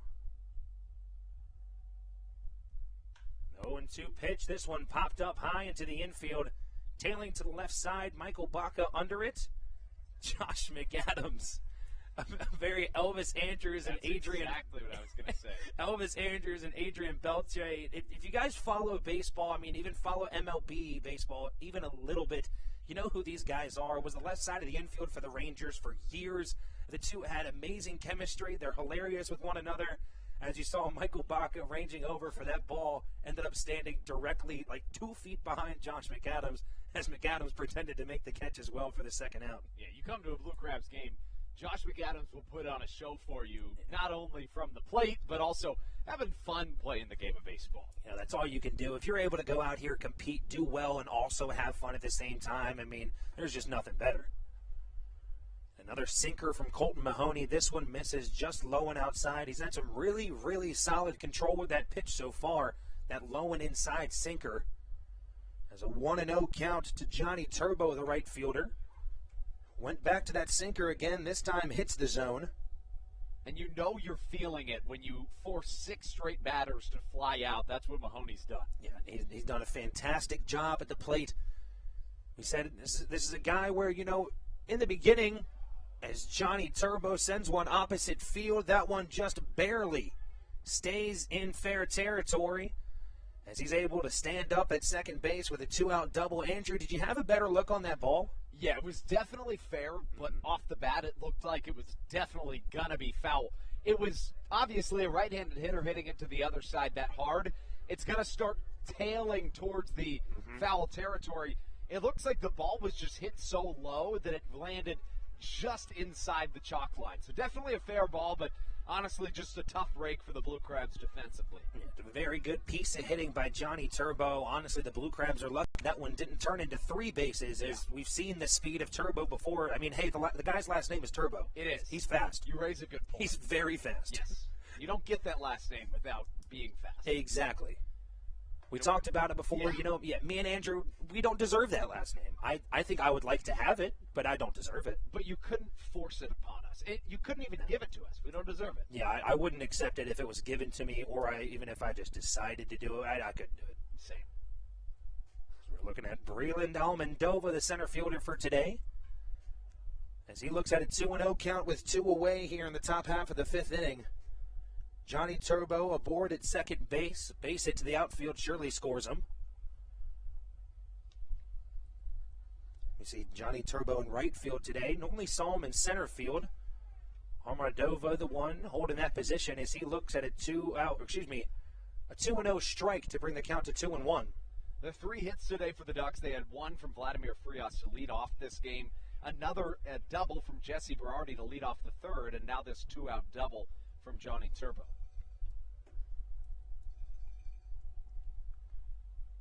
And a step off by Colton Mahoney as he takes his time, gets his signs once again from his battery mate, Joe DeLuca.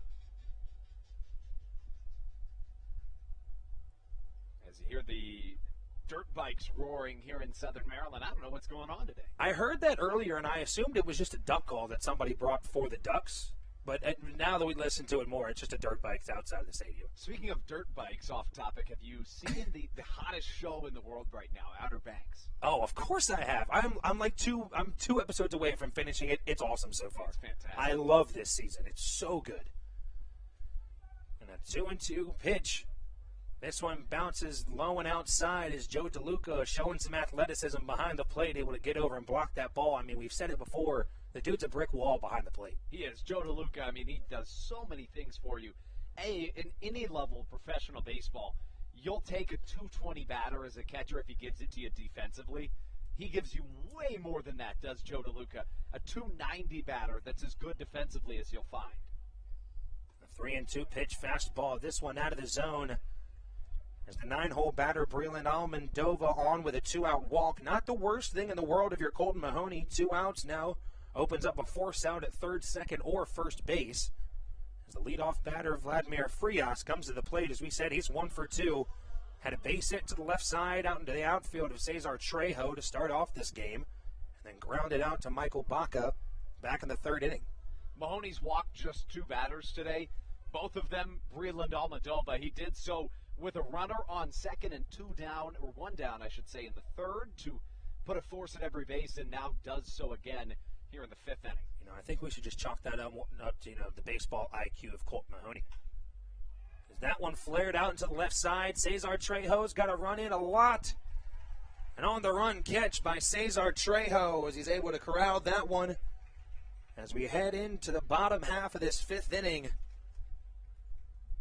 going to be Joe DeLuca, Kent Blackstone, and then Cesar Trejo up to bat for the Blue Crabs once we return. More action for you guys on the Hometown Real Estate Broadcast Network.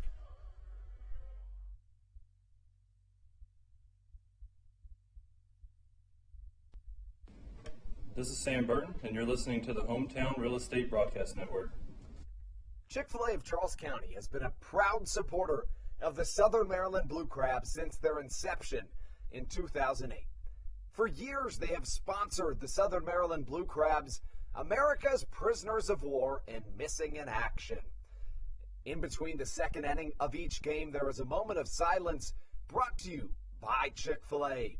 The Southern Maryland Blue Crabs appreciate and respect not only Chick-fil-A, but all of those that have served our great country. The seat that they sponsor was made possible by Chick-fil-A of Charles County. Thank you so much, and visit any of your Charles County Chick-fil-A locations today. The Charles County Department of Health encourages you to get the COVID-19 vaccination today. You can get it all over Southern Maryland or no matter where you are across the United States. Vaccinations are offered right here at Regency Furniture Stadium with no appointment needed. Charles County Department of Health and the Southern Maryland Blue Crabs urge you to take one for the team and get the vaccine.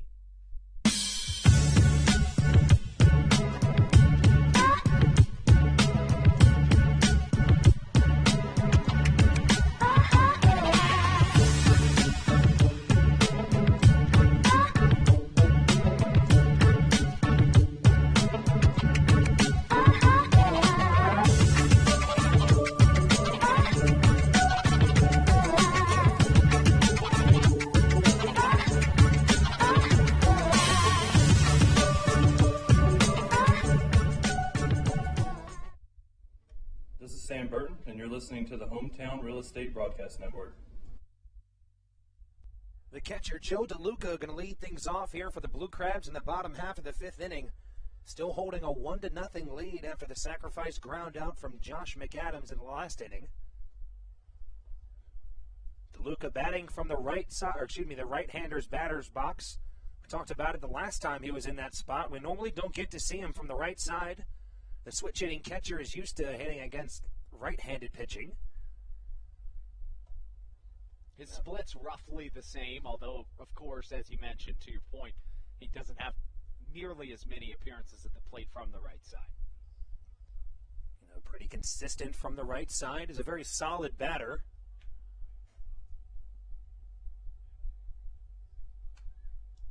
As he's already hitting .287 on the season. As he fouls off the 1-1 pitch. Count runs to 1 ball and 2 strikes. DeLuca led off the third inning offensively for the Blue Crabs. Flew out to the center fielder, Breland Almadova. They really put a charge into it, but it was caught. Hit just a little bit too high. Joe DeLuca is one of those guys where we've seen him lay a bunt down the third baseline. If there wasn't 2 strikes on him already, I think it'd be a pretty solid time to do it. You see Berardi playing pretty deep behind that third base bag. And my initial reaction to what you just said was, well, I don't know if he'd do it from the right side, but Steve, nothing would surprise me with Joe DeLuca at the plate. We saw Alex Crosby lay down an almost perfect bunt and almost beat it out. Nothing will surprise us at this point. And a big swing and a miss on a high fastball from Joe DeLuca. As another strikeout for Darren Downs.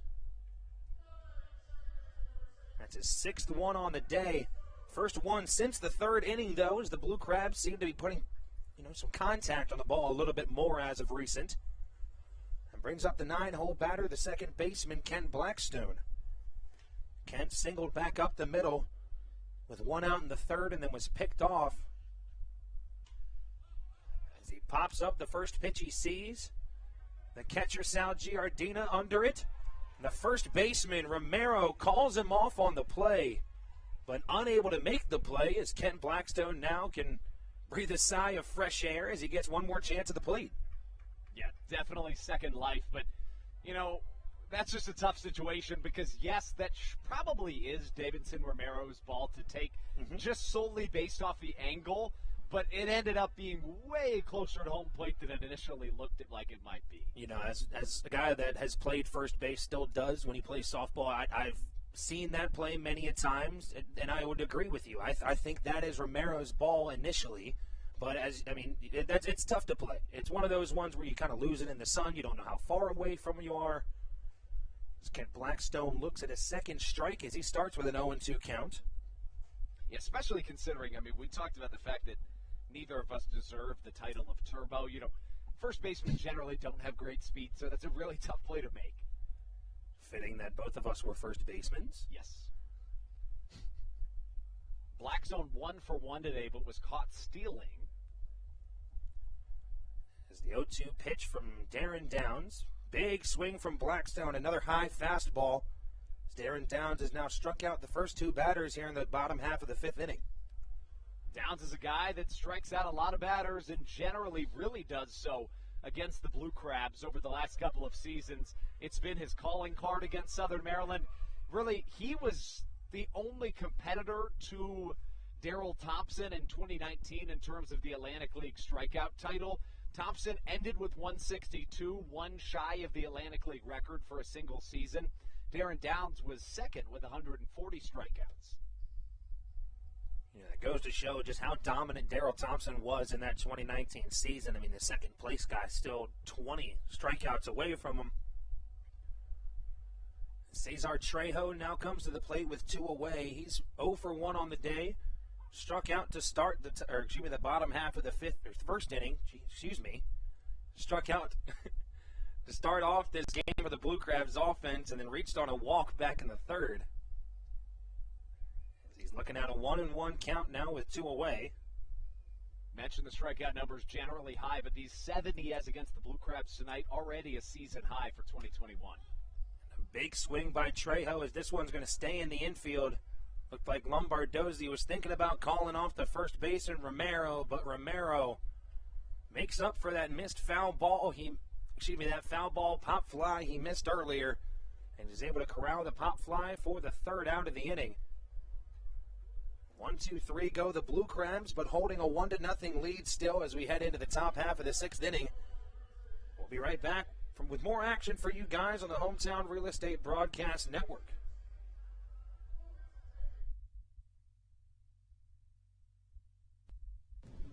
This is Matt Latos, and you're listening to the Hometown Real Estate Broadcast Network. When you're in the market to buy or sell a home, call Tony McClure of Century 21 New Millennium and his Grand Slam team. The realtor of the Southern Maryland Blue Crabs since our first season in 2008. Tony and his team of preferred partners includes Tim Murphy of CNF Mortgage and Steve Scott of the Scott Law Group. Together, they will ensure that your real estate needs are nothing short of a grand slam. The quality service you will receive is Hall of Fame worthy.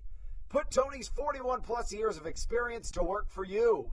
Call or text Tony today at 301-928-1280 for your personal Grand Slam experience. Go Blue Crabs. Did you know that the Washington, D.C. metro area is the 5th most expensive place to live in the entire United States of America? Sometimes finding affordable housing in this area can feel impossible. If you're struggling to find affordable housing, look no further than the Villages of St. Charles by Ross Properties. You can visit them online at villagesatstcharles.com for more information today. Villages of St. Charles. They'll have you safe at home.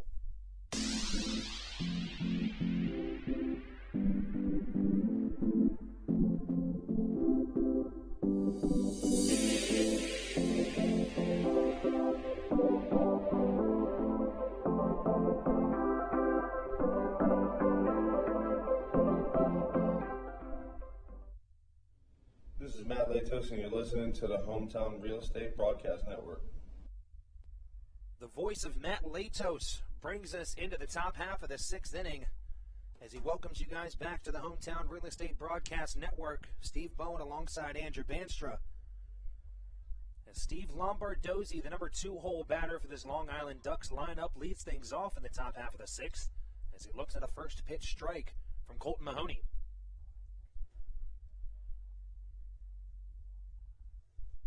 Mahoney done a fantastic job on the mound so far. We talked about having some walk trouble, just 2 of them today so far for the right-hander.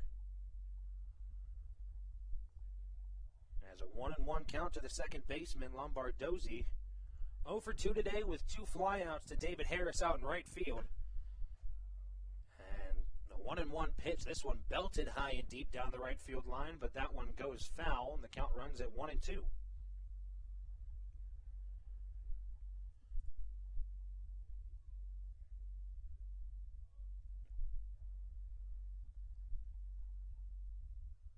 One and 2 the count to Lombardozzi. Way ahead of a breaking ball in the dirt as he just fouls that one weakly to the right side as the count stays at 1-2. But we look at Colton Mahoney so far, 5 total innings pitched, just 3 hits given up, 2 strikeouts and 2 walks for him. You know, you never want to see yourself giving up more hits than you do strikeouts, but in this case, it doesn't matter for Colton Mahoney. As a 1-2 pitch, trying to use that sinker again, but this one sinks a little bit too far. Count runs at 2 balls and 2 strikes with nobody away.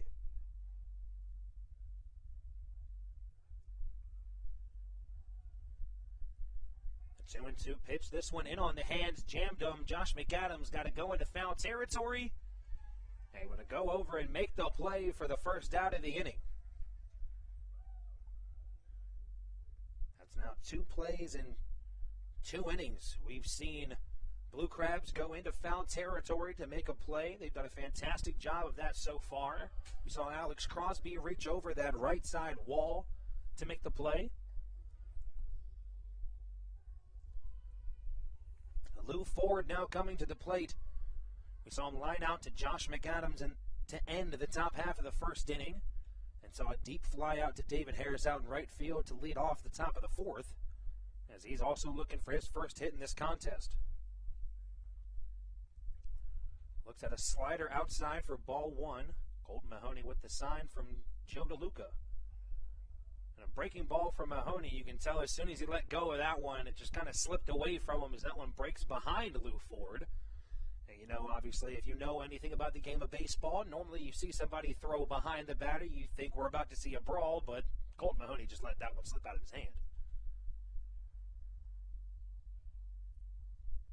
A Long Island division rival against the Southern Maryland Blue Crabs. The two were neck and neck for that first place division title in the North Atlantic League division.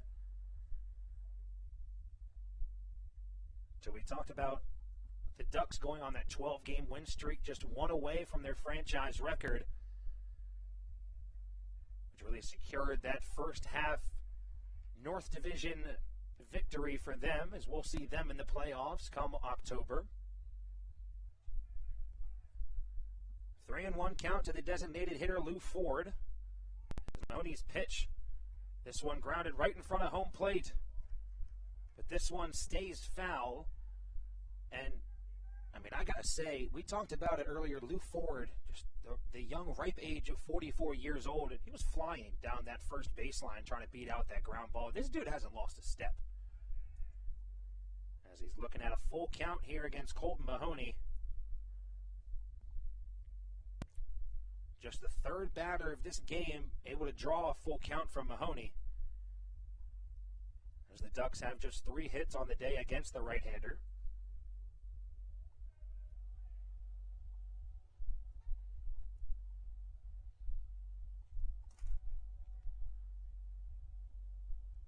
Lou Ford didn't play in the last series. Against the Blue Crabs so far this year, he's just 0 for 2. Now 0 for 4, including today, as he sends that one deep down the right field line, but that one tails foul near the Kids Park here at Regency Furniture Stadium. As they stay alive with another at-bat, with another pitch.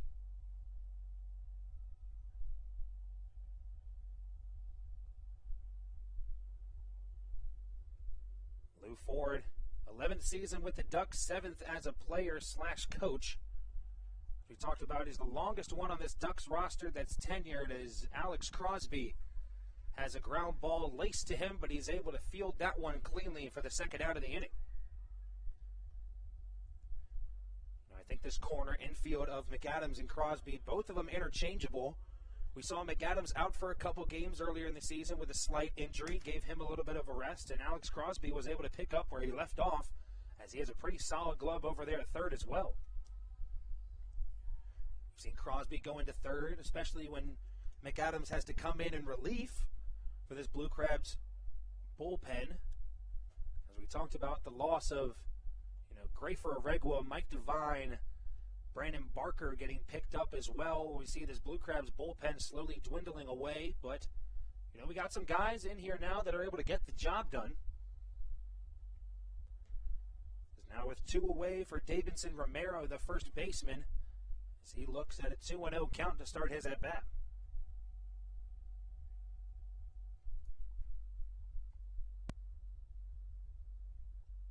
The 2-0 pitch from Mahoney. Breaking ball, this one way inside on Romero, but he gets out of the way of it. He's got himself a 3-0 count. Now the second batter in a row that Colton Mahoney has gotten into a 3-0 count, was able to battle back against Lou Ford and get him to ground out. But he misses on a fastball low and away. Davidson Romero on with a 2-out walk. And that brings up the left fielder of Ramon Flores. Flores also 0 for 2 on the day. Out back in the second inning, and then popped out to Alex Crosby in foul territory, as we just talked about a moment ago, back in the fourth inning.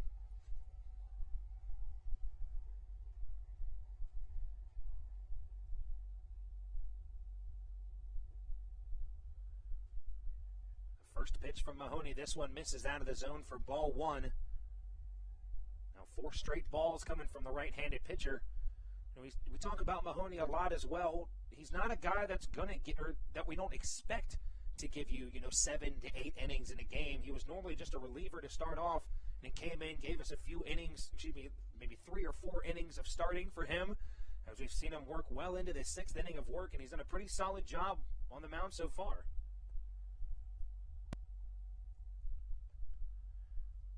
One and one pitch, that one misses low and away. Low and inside, as the count moves to 2 balls and 1 strike.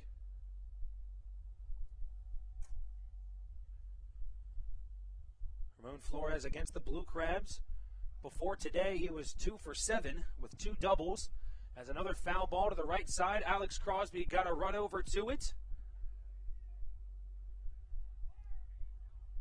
It looks like an interference on the right-handed side. Not going to be able to get to that ball.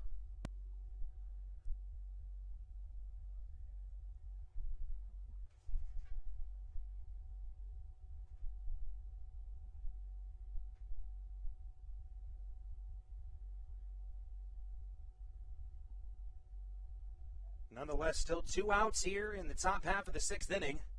2-2 the count now to Ramon Flores. As he laces that one over to the left side, Cesar Trejo running back to it on the wall. Makes the grab up against the Dairy Queen sign over on the Mini Monster, and surely we were going to see a run off of that hit. The Blue Crabs can breathe a breath of fresh air. And Cesar Trejo able to make the play to end the top half of the 6th inning. We'll be right back with more action for you guys when we return on the Hometown Real Estate Broadcast Network.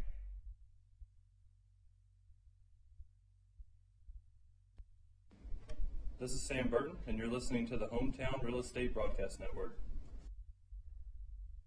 There's nothing quite like when the Blue Crabs retire the side. At Wealth Management Partners, they're on your side for your retirement planning needs. It's never too early to start planning your retirement. Talk to the experienced financial advisors of Wealth Management Partners located right here in Waldorf. Call them today at 301-885-0955. Again, Wealth Management Partners. Call them today at 301-885-0955. Weiss Markets is a proud sponsor of the Southern Maryland Blue Crabs and has been since their inaugural season in 2008. Weiss Markets also presents one of the Blue Crabs' best and most famous promotions every single year. Kids can get in free to every single Blue Crabs game of every single year simply by wearing a jersey thanks to Weiss Markets. Weiss Markets can help you with all of your game day needs for a great price. Stop in at your local Weiss today. Eat better, spend less. That's wise. Weiss Markets is a proud sponsor of the Southern Maryland Blue Crabs.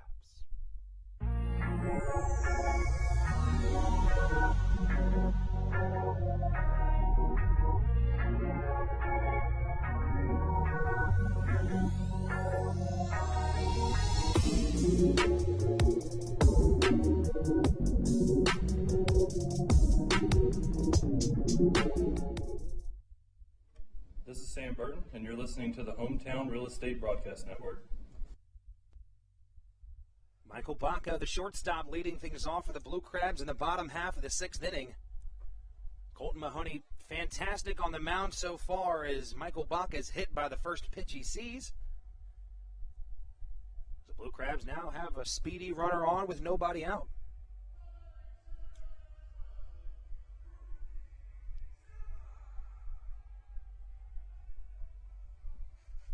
Ruby Silva now coming to the plate. He's 1 for 2 on the day. Had a base hit to start off the bottom half of the fourth inning.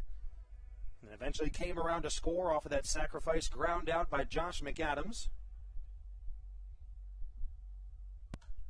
And a big swing on a fastball as he fouls that one off behind us here in the Bayonet press box.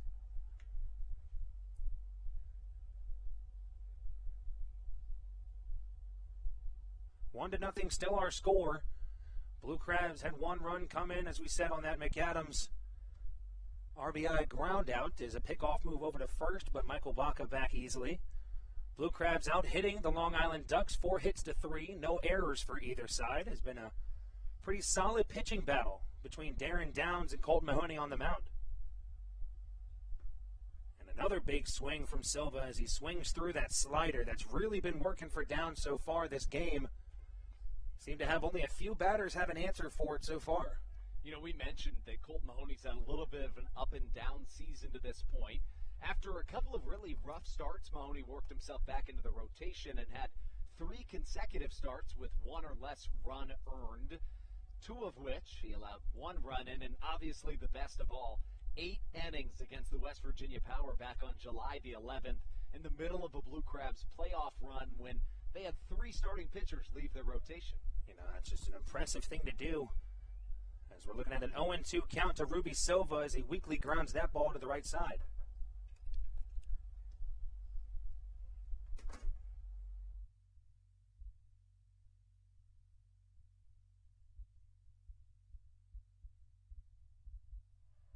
Oh, 0-2 count still to Ruby Silva.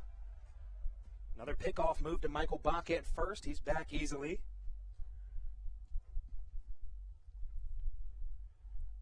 Darren Downs against these lefty hitters has done a fantastic job, as we said, with that slider. High and away fastball. This one misses out of the zone for ball 1 as we look at a 1-2 count. We talk about it. Ruby Silva stands so far off the plate. You said in 2019 he stood even farther off the plate. As we see him there towards the middle of that batter's box, that slider, if it catches the outer part of the zone, really no answer for it. Another pickoff move to first, but Michael Baca back easily. Wouldn't be shocked to see Baca try to swipe second here in a game in which runs are few and far between. It's not a bad thing to get in a scoring position. Very key, especially going up against a good pitcher like Darren Downs. You want to be as aggressive as possible, as Downs not letting Baca get too far off of first base.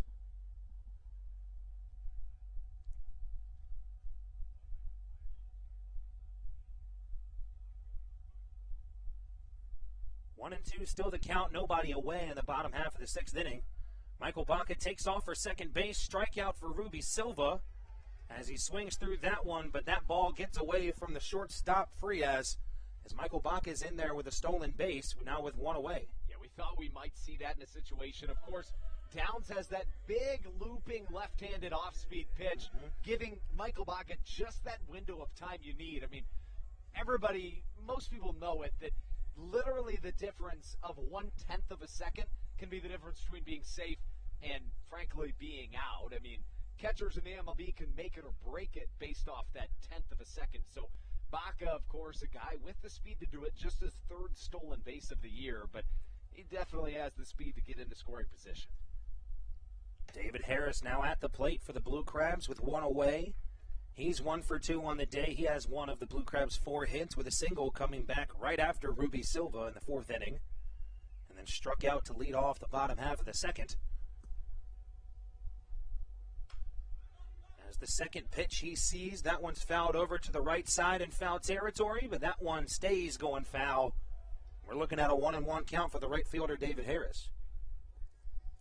Yeah, we mentioned Harris had a fantastic month of July. You know, at the start of the year, Harris was just a little bit hit or miss at some points of the year, but in the month of July, he was all gas, no brakes, .299 batting average with a .600 slugging percentage, and the home run numbers continue to creep up. Harris, by far and away, the RBI leader as well for Southern Maryland, with 42 of them on the year. Although in a close second place, I should say, is Josh McAdams with 39. You know, I think to say David Harris might be the perfect guy to have in this 4-hole spot as he lines one up the middle. Michael Baca taking off very quickly. We're going to see a throw from Armadova in center field. Michael Baca in there to score, and the Blue Crabs now have a 2-0 lead off the RBI single from David Harris. You could not run better than Michael Baca just did. It looked like maybe a little bit at third base. He was trying to time up getting his inside foot on third, right? You know, that we see that happen quite frequently when you're trying to get that, in his case, his right foot on third base. Nonetheless, perfectly there. Strong throw. Couldn't have been better lined up from Almadova, but just better timing from Michael Baca. You know, especially with the arm of Almadova, it pays to be really punctual with your timing, being able to have quick reactions. You could see right off the bat, once he saw how lazy that line drive kind of was, he knew it was going to fall. Michael Baca was immediately off to the races. Now the first pitch to Alex Crosby, this one fouled off the face mask of Sal Giardina behind the plate. As with one away and one runner on, we're looking at a 0-1 count to the first baseman, Crosby. Mentioned that David Harris, the leader on this Blue Crabs teams for RBIs, and he does it again for his 43rd of the season. You know, it seems to be a common theme. As soon as we're talking about a certain stat for a Blue Crabs player, they go on and just add more to that statistic. As Alex Crosby fouls a ground ball off to the right side as we're looking at a 1-1 count. 0-2 count now to the first baseman.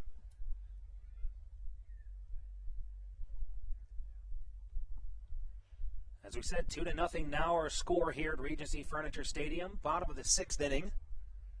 And this game's gone by fairly quickly, as we've already been through almost 2/3 of this game in just 2 hours. 8:22 our time here in Southern Maryland. Beautiful night for baseball. We talked about it earlier. It's been blistering hot here the past few games we've had at Regency Furniture Stadium. A nice night, one of those ones you can throw on a sweatshirt. As Crosby grounds a weakly ground ball over to the right side, David Harris hustling around second base. He's going to be up easily at third. The Blue Crabs are now in business with runners on the corners and just one away. I say runners on the corners, and that brings up something, pretty important that we've talked about a lot. Andrew, how's your bingo card doing? I'm going to have to check on it. But as I do, I'll give you my stat of the night to this point. The 3-4-5 of this Blue Crabs lineup has been fantastic. They combined to be 5 for 7 this evening. These guys really just coming through for this Blue Crabs lineup. As we said, that meat of the order is probably the hardest to get through if you're an opposing pitcher. And if you're able to get through that meat of that order throughout the game without letting them have a hit, I'd say that's borderline a career day for you. The first pitch to McAdams, fastball, this one out of the zone for ball 1. So I'll give you my answer. My lineup, my bingo card to this point has been pretty good. I have 6 of my 8 slots filled. I need a manager to enter fair territory, which I see happening with no problem. I also need a shortstop put out. I have a shortstop assist, but basically Michael Baca needs to either catch a line drive, catch a pop-up. As a matter of fact, He did. catch a Yeah, pop-up. I was hoping you wouldn't remember, but I was going to be nice and tell you that he did. So I just need a manager to enter fair territory, which will happen at some point in this game. And so I also have 6 out of the 8 ones I need. I have 7 out of the 8 now. But, okay, anyways. but both of them can happen on one swing of the bat, and this might be the guy to do it. I need a home run for the Blue Crabs and an extra base hit. I'm counting them both as one. Okay. This is a tight race here in the bingo game and also here at Regency Furniture Stadium. You know, neither of us have fulfilled our bingo duties this season. It's been hard, man. It has. It's been tough for both of us. It has. I think it's been a tough season in the bingo world in general. You know, we're looking to battle back, and I think we have a chance to do that tonight. Of course, baseball bingo and our Tuesday night Silver Slugger nights here at Regency Furniture Stadium, presented by the Charleston Senior Living Community. Still just one out here in the bottom half of the 6th. The runners on the corner of David Harris at third, Alex Crosby at first, following the Crosby base hit. And I'm not going to lie to you, I thought he was serious for about half a second, but Josh McAdams, after strikes and out, takes a joking swing at the catcher, Sal Giardina, as they kind of laugh it off and walk off the field. I'm not going to lie to you, Andrew, that scared me for a second. I didn't know what was going to happen. It did me too, but I believe, and don't quote me on this, I think those two know each other predating this season. You know, I would hope so, given the joke that was just played on the field. But nonetheless, 2 outs now for the Blue Crabs in the bottom half of the 6th. Runners still on the corners. That brings up Zach Collier, who we said came in a pinch hit situation on Sunday. That was his first time returning since July 3rd. As we said, he got injured against the Long Island Ducks on July 3rd. He's finally back in that starting lineup now in the designated hitter position. I think it's a very solid idea. You know, get the first start he has back, throw him in that designated hitter position. Once Colton Mahoney's day is done, take him out as well. I think that's a very solid move by Stan Clyburn. Collier looking at an 0-1 count. Check swing didn't go around, says the second base umpire. It's 1-1 the count now to the designated hitter, Zach Collier.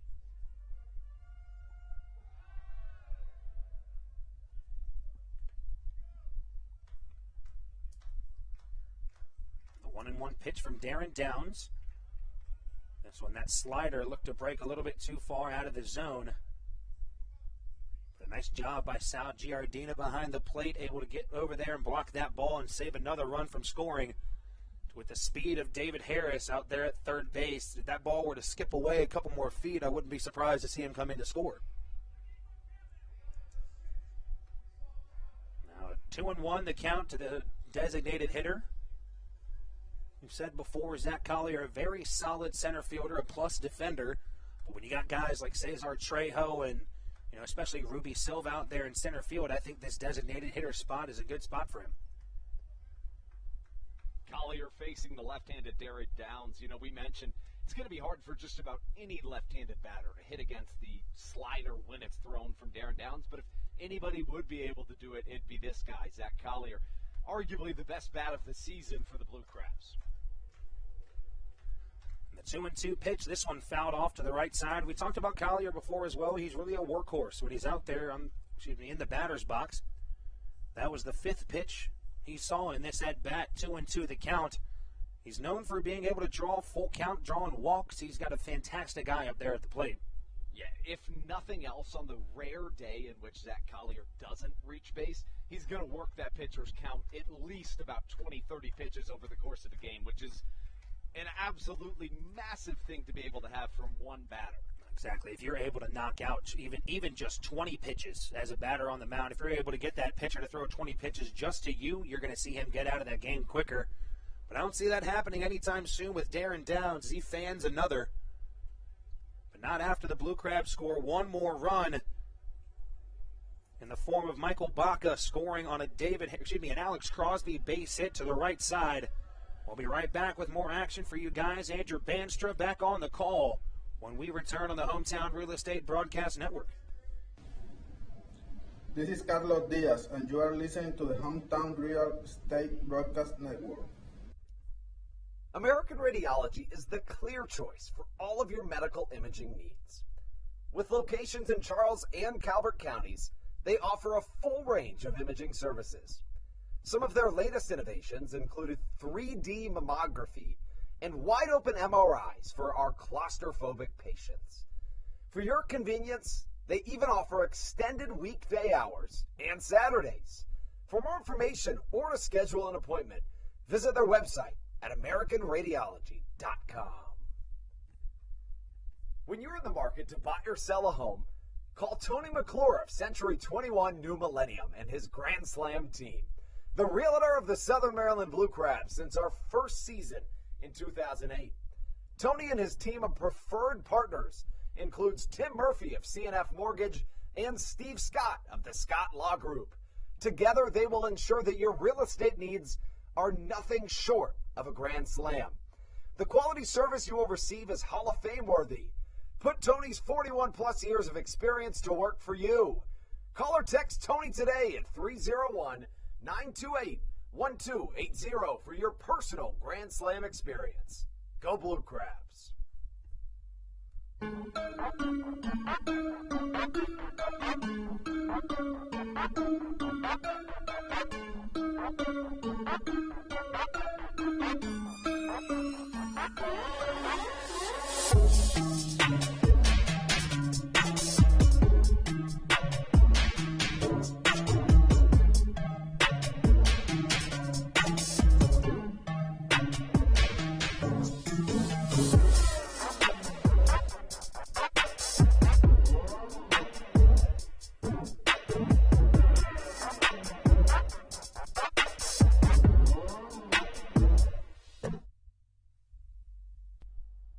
The latter third of game number one of a three-game set between your Blue Crabs and the Long Island Ducks starts out the same way that the game began, with Colton Mahoney on the mound. First pitch, a chopper to the right side, hit to Alex Crosby, and that retires Sal Giardina as Colton Mahoney works into an impressive seventh inning of work. The most innings that he's issued in a single game this year was 8. That was back on July 11th. He got the win. It was the third in a 4-game strand in which he got the win.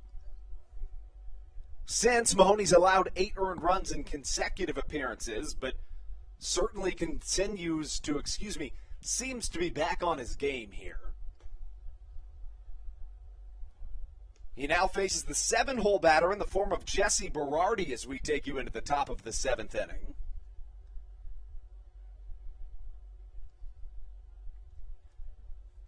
Berardi to be followed by Johnny Turbo. The 1-0 misses outside, the count 2-0. Southern Maryland on top 2-0 here in this top of the 7th inning. The Blue Crabs 6 hits, give them 2 runs, no errors defensively. The Ducks also have no errors, but no runs on just 3 hits. Mahoney to this point has been nothing short of fantastic, but to be completely honest, so has Darren Downs. The Blue Crabs have just been pretty creative in their run-scoring situations. Fastball catches the strike zone in the count 3-1. Southern Maryland trying to end this first half of the 2021 season on a high note. The second half of the season begins tomorrow. It'll be against this Long Island Ducks team. It's a really short homestand for the Blue Crabs, just 3 games and less than 72 hours, considering that Thursday's game will be at 11:05 a.m. Full count from Colton Mahoney, drilled up the middle. It hits off his glove, an overhand toss to the first base side, and Mahoney doing a fantastic job of defending his position. 2 quick outs for the right-hander.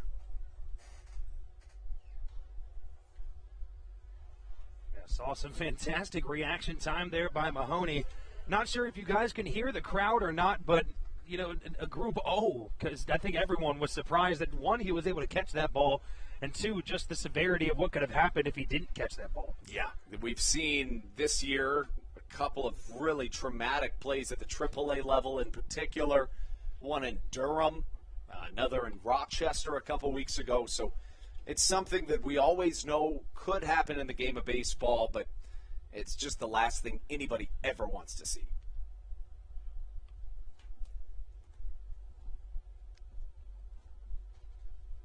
Mahoney, the right-hander, a Utah native, issues the 1-0 pitch. Hit hard to the left side. Baca comes up quick, fires across the infield. Alex Crosby came off the base, says the first base umpire. And Derek Mocha's call will extend this 7th inning. A tough play for Alex Crosby, especially with the speedy Johnny Turbo going down the line. I mean, if you're Michael Baca, you got to throw that ball quickly. Yes, that throw was a little bit off the mark at first, but personally, I think Alex Crosby was able to stretch and get that foot back there. It did seem that way, and to your point, with one of the faster individuals in all of the Atlantic League, Johnny Turbo at the plate, even what appears to be a routine ground ball isn't quite that, so you're right. The pop time needs to be extraordinary if you're an individual like Michael Baca right there, and sometimes that results in E6s, which it did in that circumstance. Continuing the inning to bring up the 9-hole hitter, Breland Almodovar. Almodovar, 2 plate appearances to this point as Turbo goes on the pitch. Strong throw from Joe DeLuca in time. And what a throw from DeLuca after the 8-hole hitter, Johnny Turbo, reaches on an error. He's then thrown out trying to steal second. Strong defensive performance from Southern Maryland, Steve. The time is only 8:35, and we're heading into the 7th inning stretch. Let's start stretching. Let's do it. We'll have that for you when we come back on the Hometown Real Estate Broadcast Network.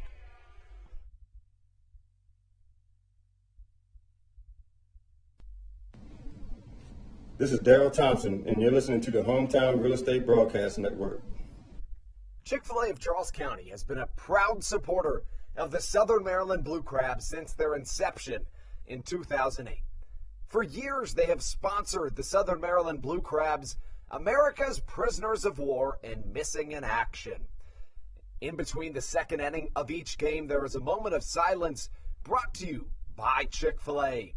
The Southern Maryland Blue Crabs appreciate and respect not only Chick-fil-A, but all of those that have served our great country. The seat that they sponsor was made possible by Chick-fil-A of Charles County. Thank you so much, and visit any of your Charles County Chick-fil-A locations today. Through October of 2021, COVID-19 vaccinations are offered right here at Regency Furniture Stadium. No appointment necessary. Just swing on by and get your COVID-19 vaccination today. Take one for the team, Southern Maryland. Get the vaccine.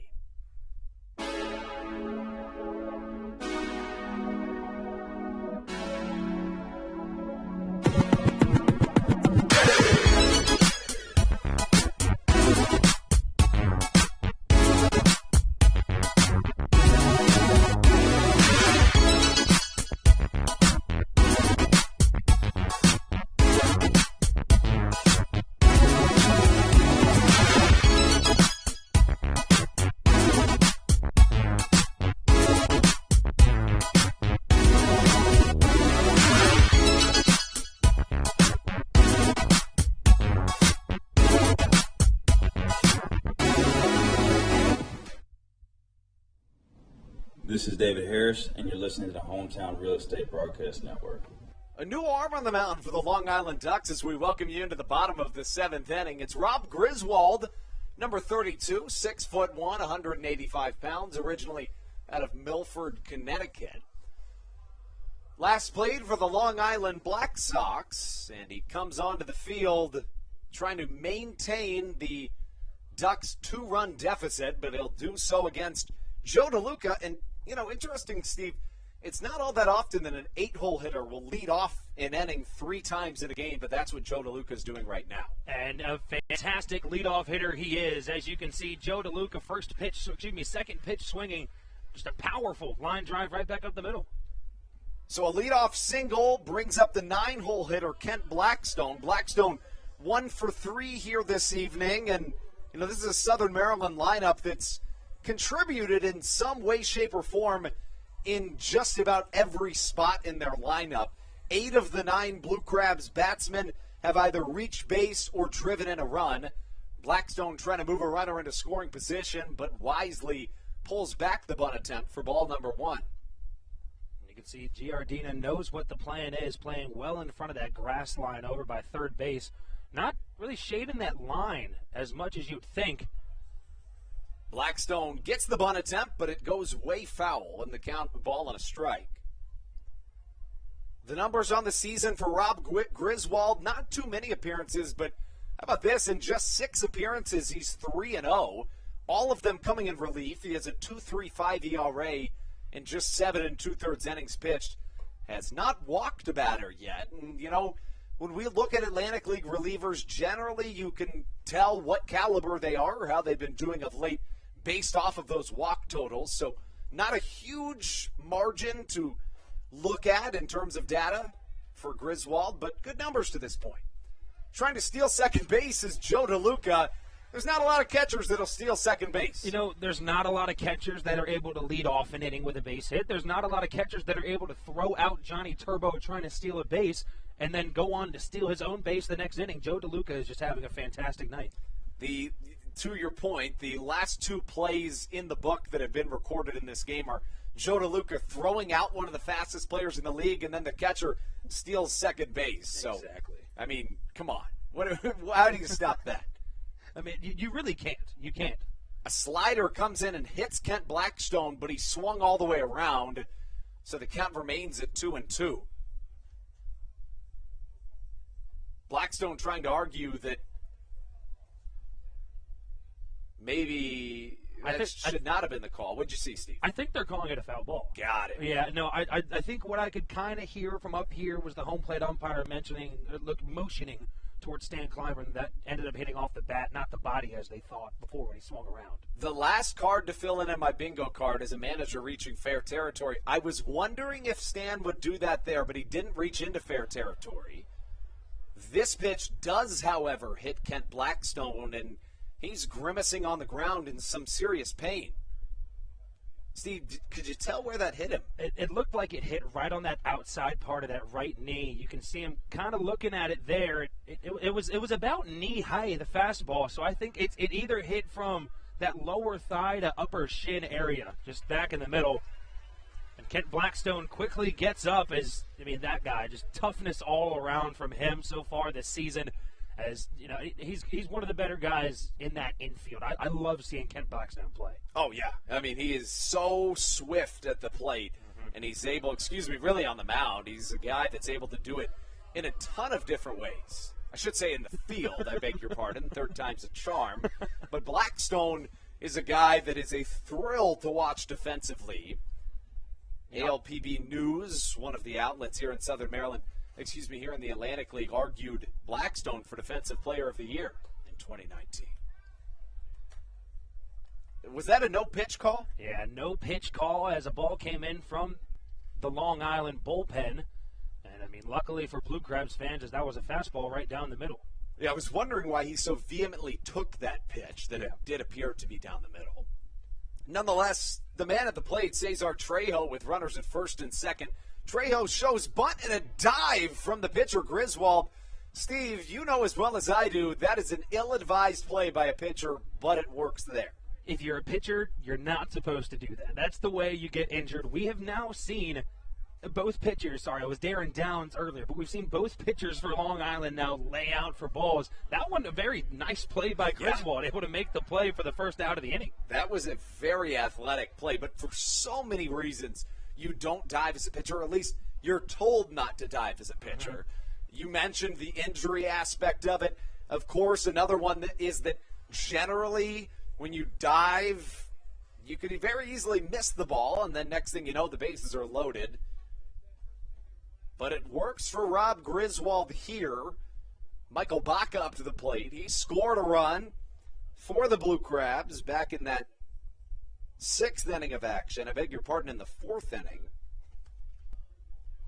He scored the first run of the game for Southern Maryland. Second run was scored also by Michael Baca.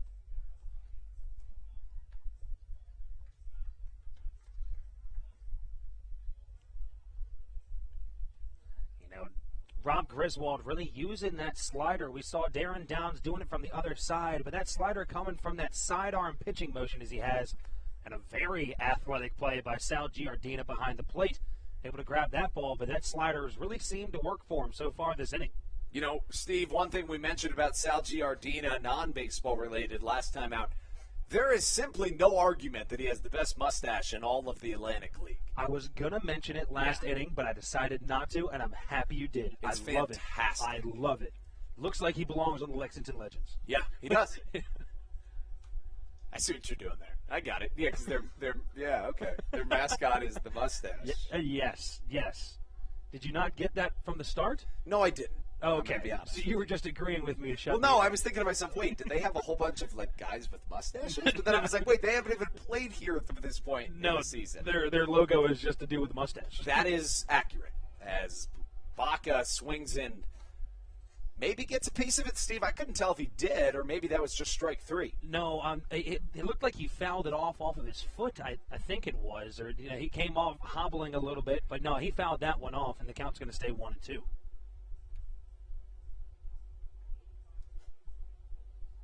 To this point in the game, Baca 0 for 2. He was hit by a pitch again and later scored in the 6th inning. Beg your pardon, correction from earlier. It was Silva that scored in the 4th, not Baca.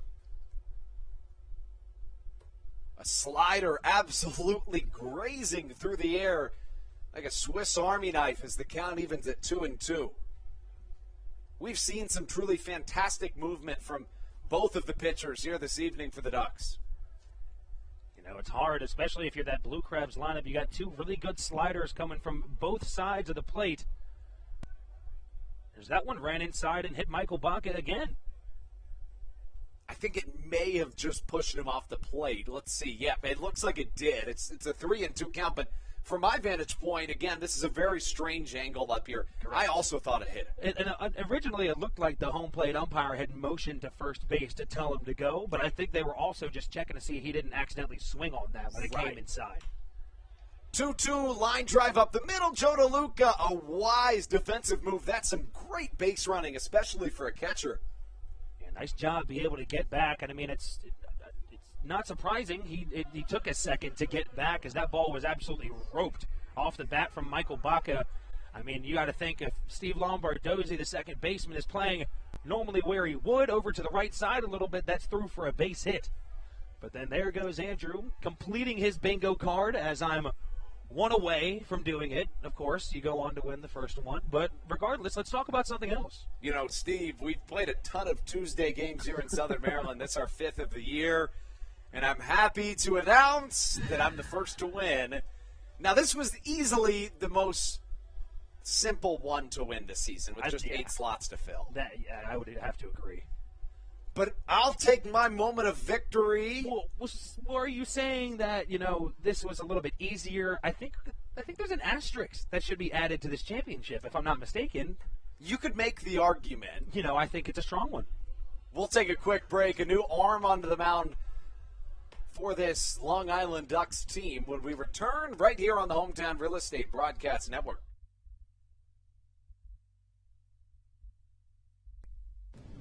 This is Matt Latos, and you're listening to the Hometown Real Estate Broadcast Network.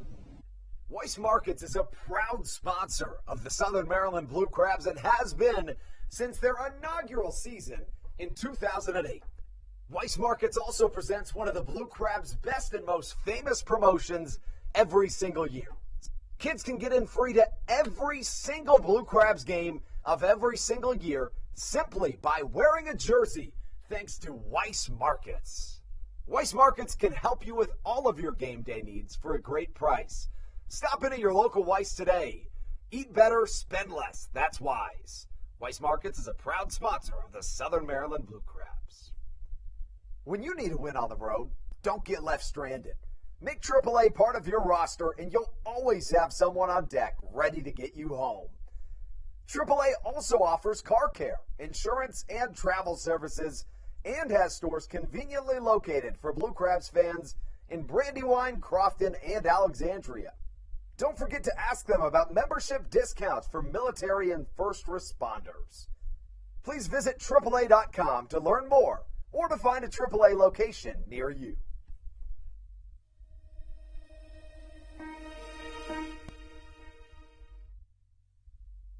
So a new arm onto the mound here in Southern Maryland as Ruby Silva comes up to the plate. Chris Reed takes the mound for the Long Island Ducks after 2 outs recorded from Rob Griswold.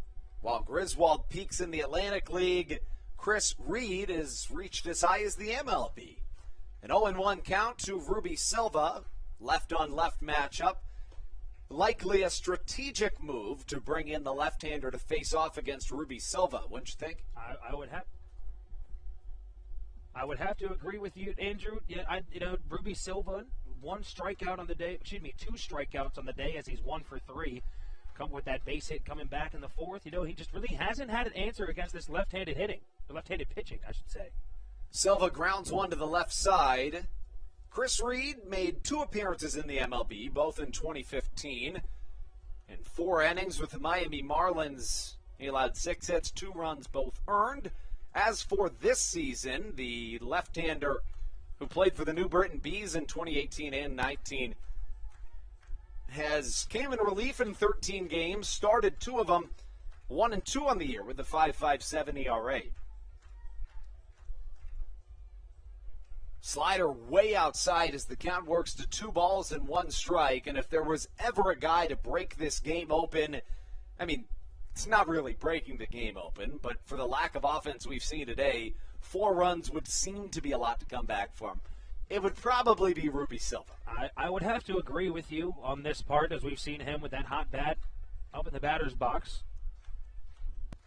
The 2-1, a changeup swung on and missed. I beg your pardon, a 2-2 pitch swung on and missed. So that's how we get out of the 7th inning. Southern Maryland strands 2. They had 2 on with none down, but when Cesar Trejo found himself caught in midair on a bunt attempt, Michael Baca lined out to second, and now the strikeout from Ruby Silva brings us into the top of the 8th inning. It'll be 9-1-2 for the Ducks when we return on the Hometown Real Estate Broadcast Network.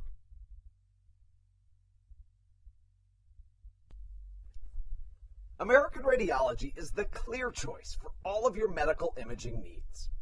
With locations in Charles and Calvert counties, they offer a full range of imaging services. Some of their latest innovations included 3D mammography and wide-open MRIs for our claustrophobic patients. For your convenience, they even offer extended weekday hours and Saturdays. For more information or to schedule an appointment, visit their website at AmericanRadiology.com. 2020 was a year unlike any other for everybody. Quickly, the Southern Maryland Blue Crabs came to the realization that baseball must take a backseat to humanity. Immediately, the Blue Crabs staff and all of Crustacean Nation teamed together to provide COVID-19 tests and eventually vaccinations. Southern Maryland's hometown team also hosted food drives, blood drives, backpack drives, toy drives, and so much more, all to help their community. The Blue Crabs couldn't be more thankful to the healthcare heroes that have gotten us to this point and helped our community so much throughout the COVID-19 pandemic. That's why this season is dedicated to our healthcare heroes. Each Saturday night, we will have a healthcare hero, a local healthcare professional, throw out the first pitch of the game and be honored. That's why in 2021, all season long, healthcare professionals get $5 tickets to every single Blue Crabs game. Thank you so much, healthcare heroes, for all that you have, are, and will continue to do for our community.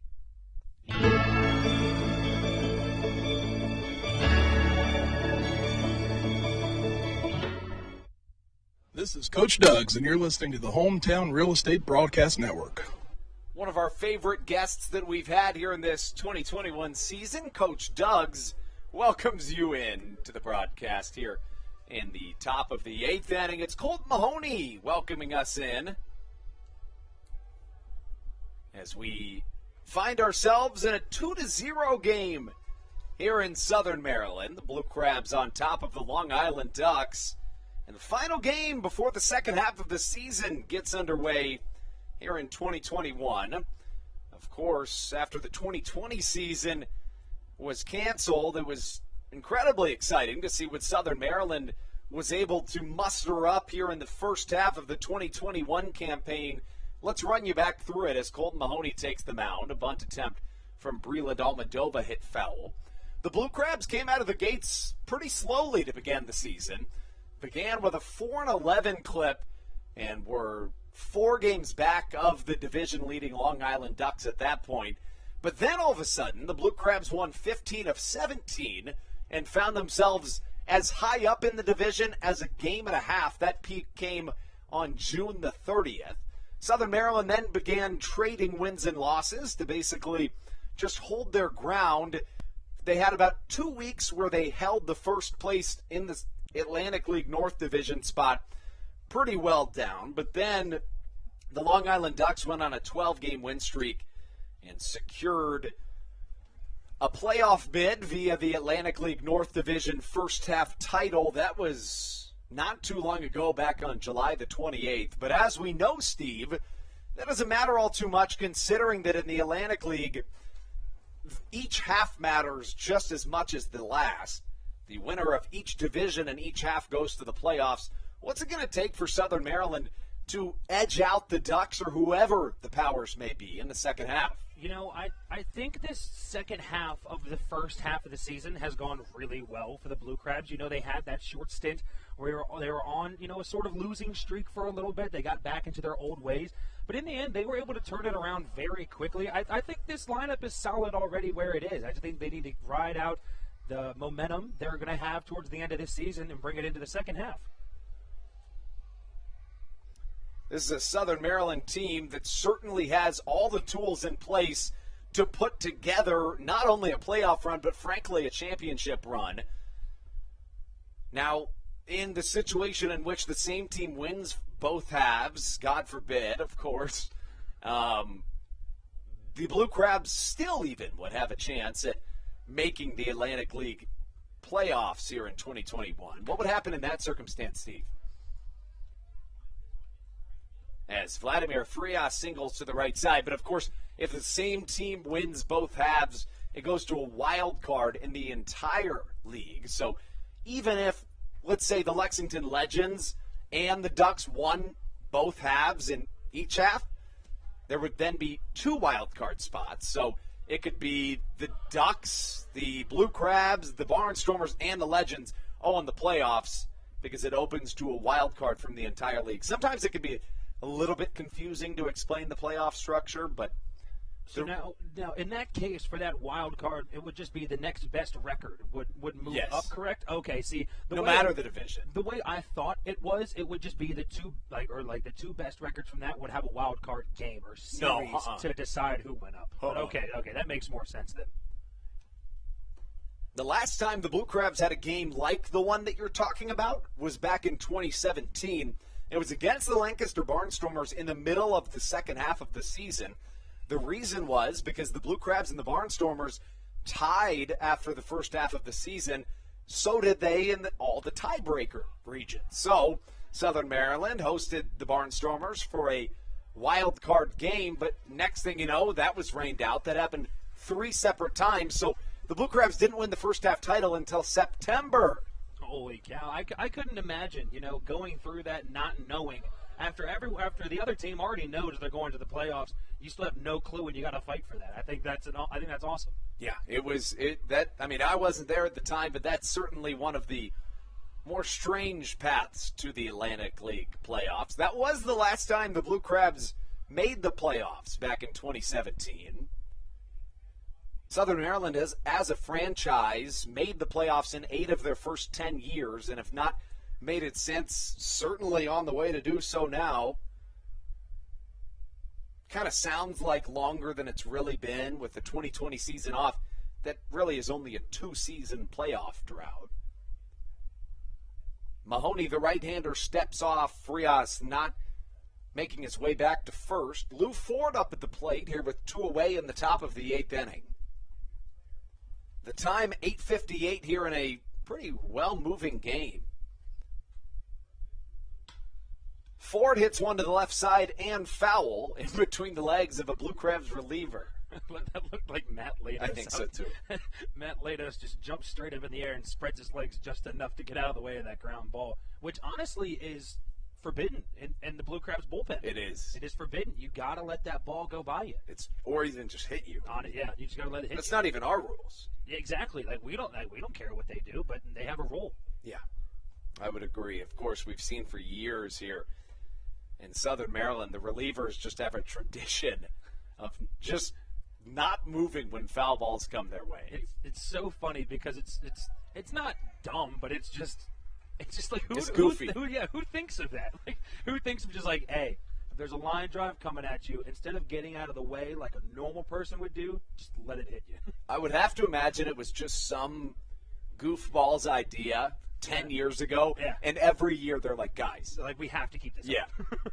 The funny thing is that you see opposing teams doing the same. I have begun to theorize that it's just something that happens in the entire Atlantic League, which seems dangerous, I gotta say, but it's fun. Yeah, it's very fun. Yeah. I mean, obviously, if a line drive is coming right at your head, you're going to move. It's true. But at the same time, it's very funny to see a hard ground ball go to the left side, and no one moves. Lou Ford drills one to center field. Back goes Ruby Silva. Should have room. Finds the warning track and the ball. Again, making the difficult look routine. 8 innings of offense have come and gone, all scoreless for the Long Island Ducks. We'll take you into the bottom of the 8th before Southern Maryland has a chance to close this thing out on the Hometown Real Estate Broadcast Network.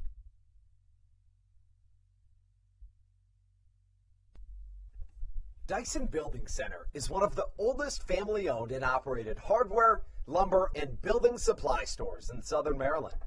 They are located in St. Mary's County on Route 5 in Great Mills. Dyson's has an expansive and diverse inventory to help you with all of your home improvement and project needs. Whether you're new to the world of DIY, a tried and true DIY professional, or somewhere in between, the friendly and experienced staff at Dyson Building Center is ready and willing to help you today.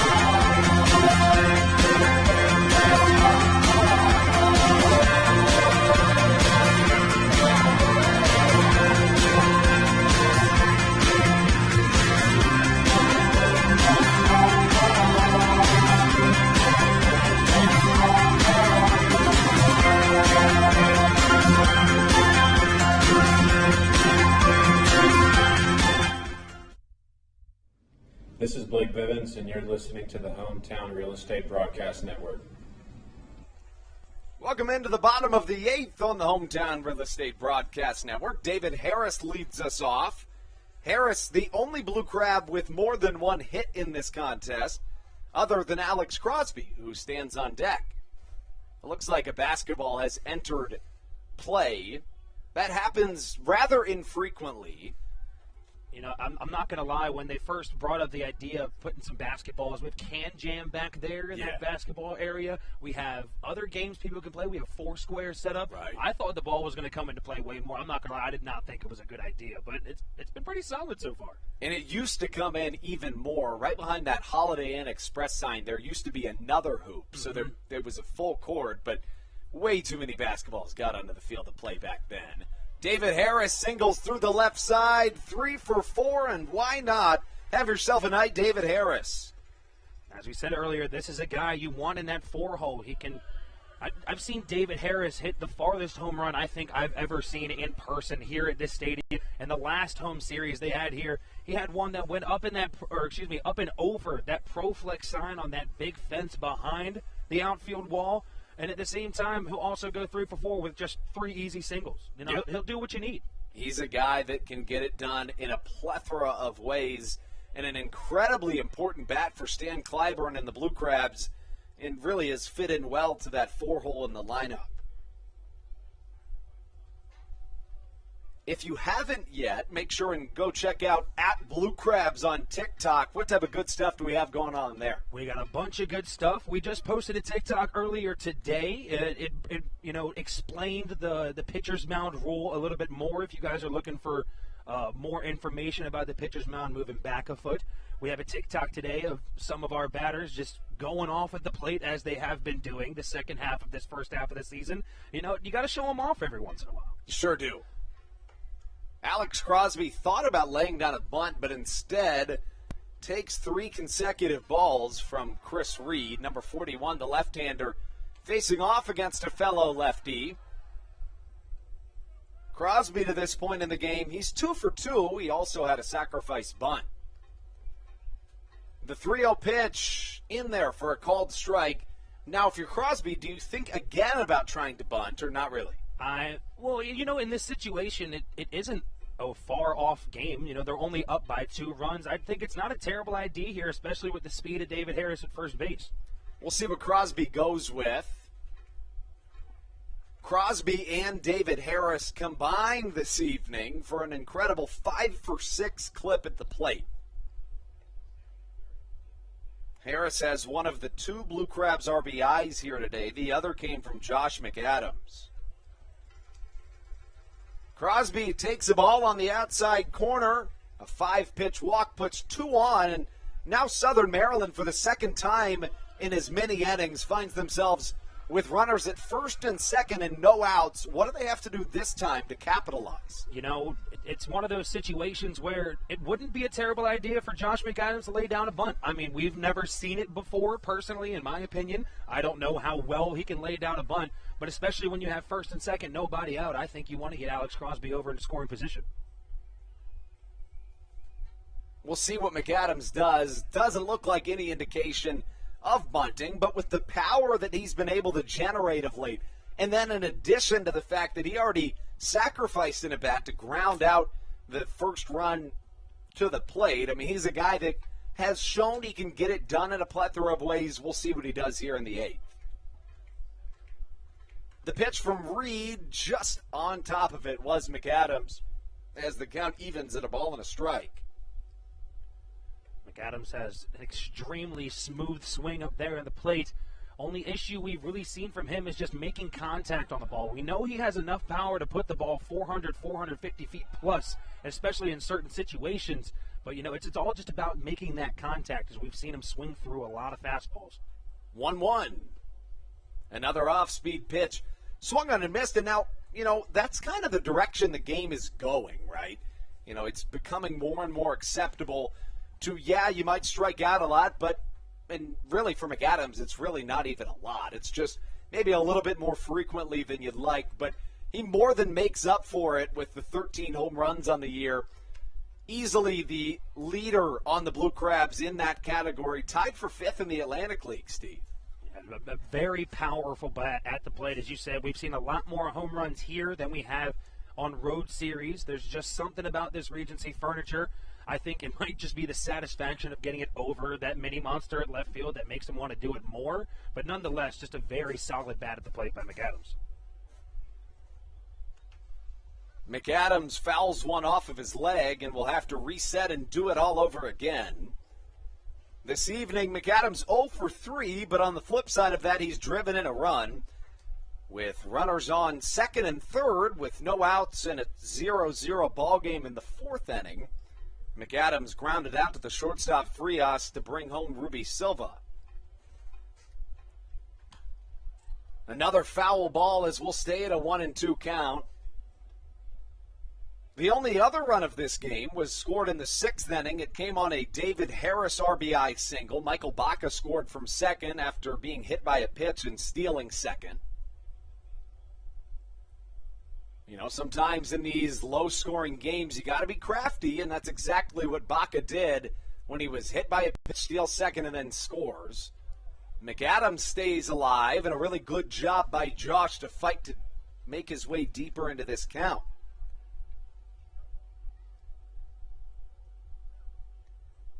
mentioned McAdams has homered in each of his last 3 games. 7 home runs here at Regency Furniture Stadium this season. A .284 hitter at home this year. And McAdams flares one to the right side. That'll drop, should bring in another run. Here comes the throw. It won't be in time. Alex Crosby trying to get to third and is thrown out in the process. That's the first out of the inning, but it comes with another Blue Crabs run. Josh McAdams, second RBI of the night. You know, despite that being the first out of the inning, I think that's a very solid move by Alex Crosby and even Ray Ortega, sending him to third base. You know, he was already at second base when that throw was coming in from home, but with the arms of Johnny Turbo out in right field and, you know, Steve Giardina behind the plate, or excuse me, Sal Giardina behind the plate, I don't think he really had a chance to get to third there. For McAdams, that's his 40th RBI of the season. Talk about a guy that's been producing for Southern Maryland of late.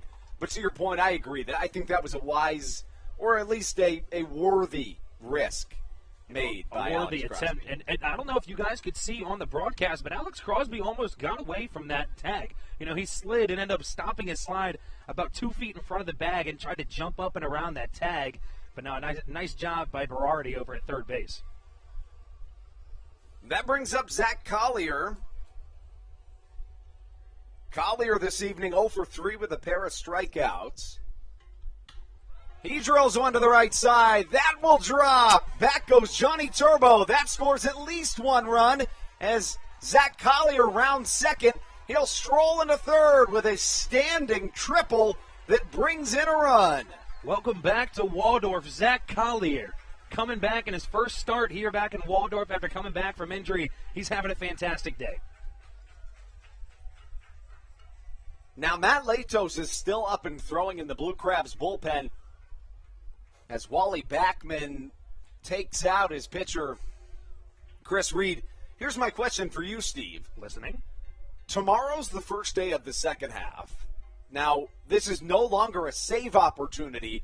Do you still bring Latos into this game? Well, I did happen to see about a minute or two ago, Andres Briseño also up getting some throws. You know, to start off the second half, I think you want Latos in that spot. I think you want to have him ready, especially because you want to start off the season hot. If they're able to take this, presumably what's going to hopefully turn into a win for these Blue Crabs if they can hold off in the top of the 9th inning, I think you want to have Matt Latos in there as they take that momentum into the next game and the game after that. Especially considering getting the start tomorrow is Daryl Thompson, and Matt Latos are like bread and butter.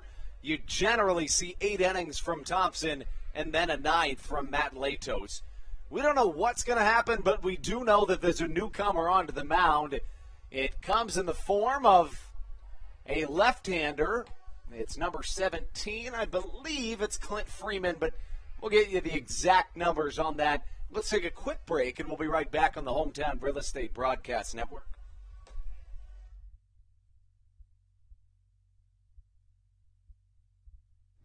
This is Jay Clucci, and you're listening to the Hometown Real Estate Broadcast Network. Dyson Building Center is one of the oldest family-owned and operated hardware, lumber, and building supply stores in Southern Maryland. They are located in St. Mary's County on Route 5 in Great Mills. Dyson's has an expansive and diverse inventory to help you with all of your home improvement and project needs. Whether you're new to the world of DIY, a tried and true DIY professional, or somewhere in between, the friendly and experienced staff at Dyson Building Center is ready and willing to help you today.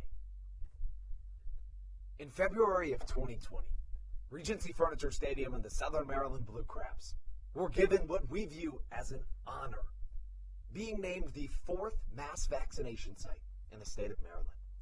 Here's a message from Regency Furniture about the honor that it has been and still is to be one of Maryland's mass vaccinations. This is Jake Marshall, and you're listening to the Hometown Real Estate Broadcast Network. Compared to the rest of this game, we've seen a run-scoring barrage here in the bottom of the 8th. Southern Maryland doubling up their lead that began as a 2-0 lead, now up by a quartet. And the Long Island Ducks bring in their infield to the grass. First pitch swinging, Joe DeLuca high in the night sky. Both the shortstop and the third baseman coming for it. And Vladimir Frias getting it at the last second. One pitch, one out for Clint Freeman as he comes into this contest, and a much-needed out number 2. You know, Andrew, I will say, and I'm obviously always happy when the Blue Crabs are able to add to their lead. But before the game today, I had a prediction. Do you remember what that was? Remind me. I think it was a 2-0 game, and we're out of here by around 9:30. You did say that. That is true. Well, there's currently 2 outs in the bottom half of the 8th inning. We're still somewhat on pace to get out of here at 9:30, but the score is no longer 2-0. That is true, but we'll take it. 4-0, not bad. Left-on-left matchup, Clint Freeman facing off against Kent Blackstone. The first pitch, a called strike. Blackstone this evening, 1 for 2, was also hit by a pitch. The Blue Crabs have now sent up 6 batters to the plate here in this bottom of the 8th inning. Blackstone hard hit to the right side. A diving Davidson Romero throws it off to a covering Clint Freeman. A solid play on the right side of the infield retires the Blue Crabs half of the 8th. And that's how we take you into what we hope, for the Blue Crabs' sake, is the final frame of this contest. Looks like it will be Matt Latos coming in for Southern Maryland when we return on the Hometown Real Estate Broadcast Network.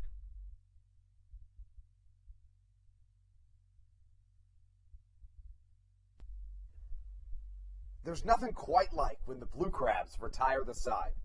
At Wealth Management Partners, they're on your side for your retirement planning needs. It's never too early to start planning your retirement.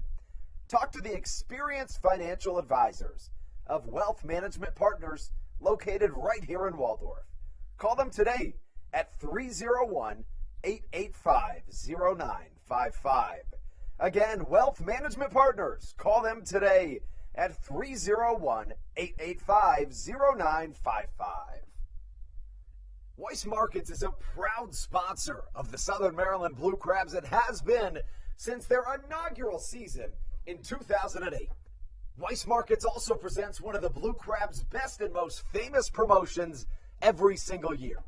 Kids can get in free to every single Blue Crabs game of every single year simply by wearing a jersey, thanks to Weiss Markets. Weiss Markets can help you with all of your game day needs for a great price. Stop in at your local Weiss today. Eat better, spend less. That's wise. Weiss Markets is a proud sponsor of the Southern Maryland Blue Crabs.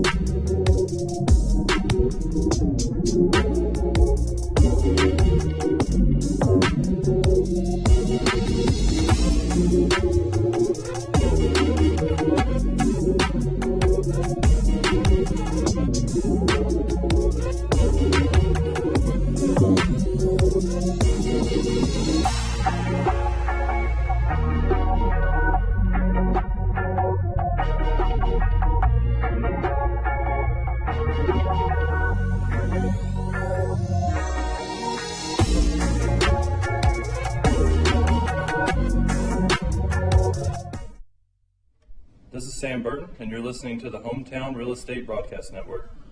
Matt Latos takes the mound in a non-save opportunity. It would have been a save opportunity had your prediction remained true, Steve. You thought it would be a 2-0 game, and it looked like it was going to be, but suddenly the Blue Crabs tack on a pair of insurance runs in the bottom of the 8th, and one of the most sure arms in the Atlantic League comes on to face the 4-5-6 of the Long Island Ducks batting order, and what a day it was from Colton Mahoney. You know, we talked about it earlier. Colton Mahoney's not the guy where he's normally going to go this far into a game. He'll give you 3 to 4, maybe 5 solid innings of a game, and then you start to bring in a reliever or two, but Colton Mahoney was absolutely locked in on the mound today. First pitch from Matt Latos in there, it looked like, but instead it's a ball one called. A 4-0 lead for Southern Maryland. Latos has been nothing short of fantastic this season. The 10 make that 9-year MLB veteran has been fantastic for Southern Maryland this year. In 19 appearances, posts a 2.75 ERA, about 23 strikeouts and just 13 hits allowed. He's been even better of late, has Latos. You know, that 2019 reliever of the year, Matt Latos, that's the kind of statistics you're going to see from a seasoned arm like he has on the mound. The 2-0 in there for a called strike to Davidson Romero.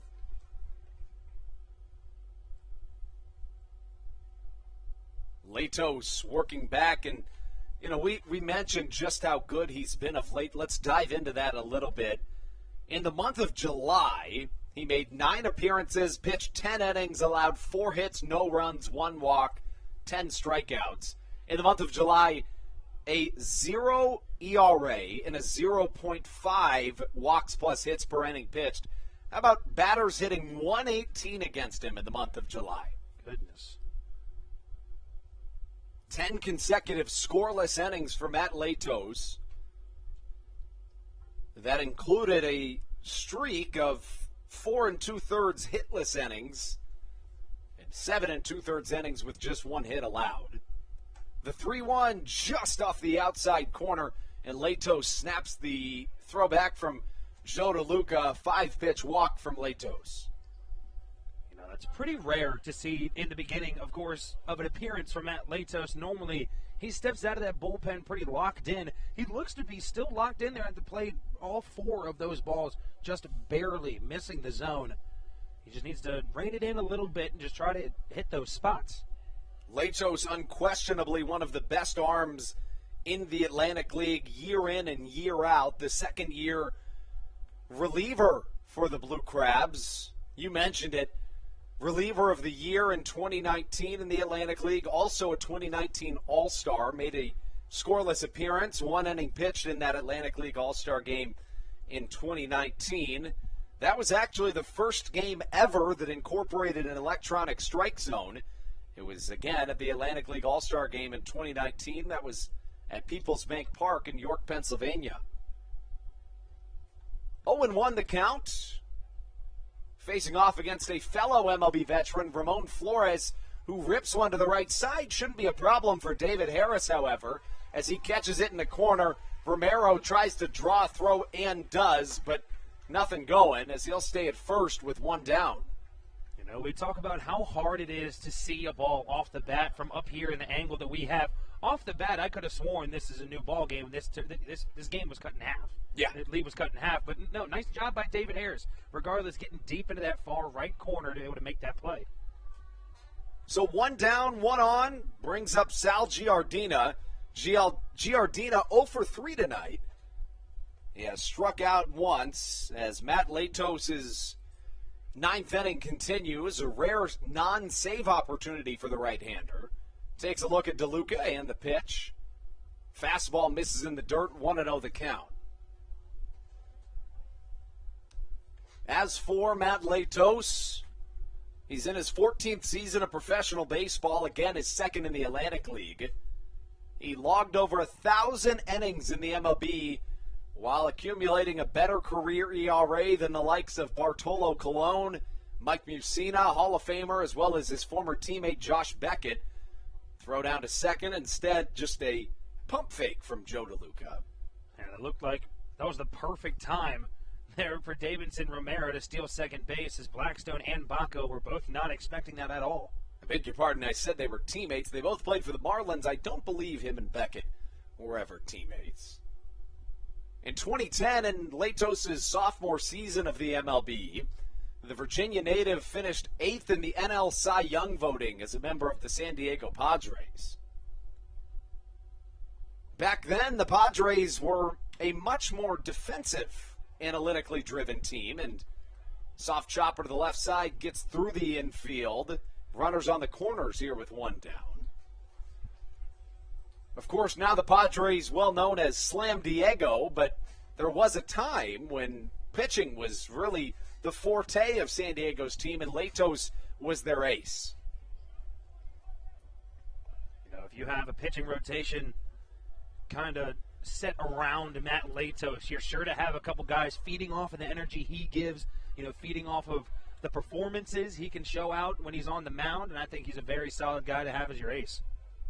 Latos, again, over 1,000 innings in the MLB, and he had a 1.2 whip, which is absolutely fantastic. He now faces off against the left-handed hitting Jesse Berardi with runners on the corners and one down. Looking for the double play ball. Instead, high hit to the left side. This is going to be a tough one for Romero to try to score on. Cesar Trejo catches, fires home, and what a throw it was. Cesar Trejo.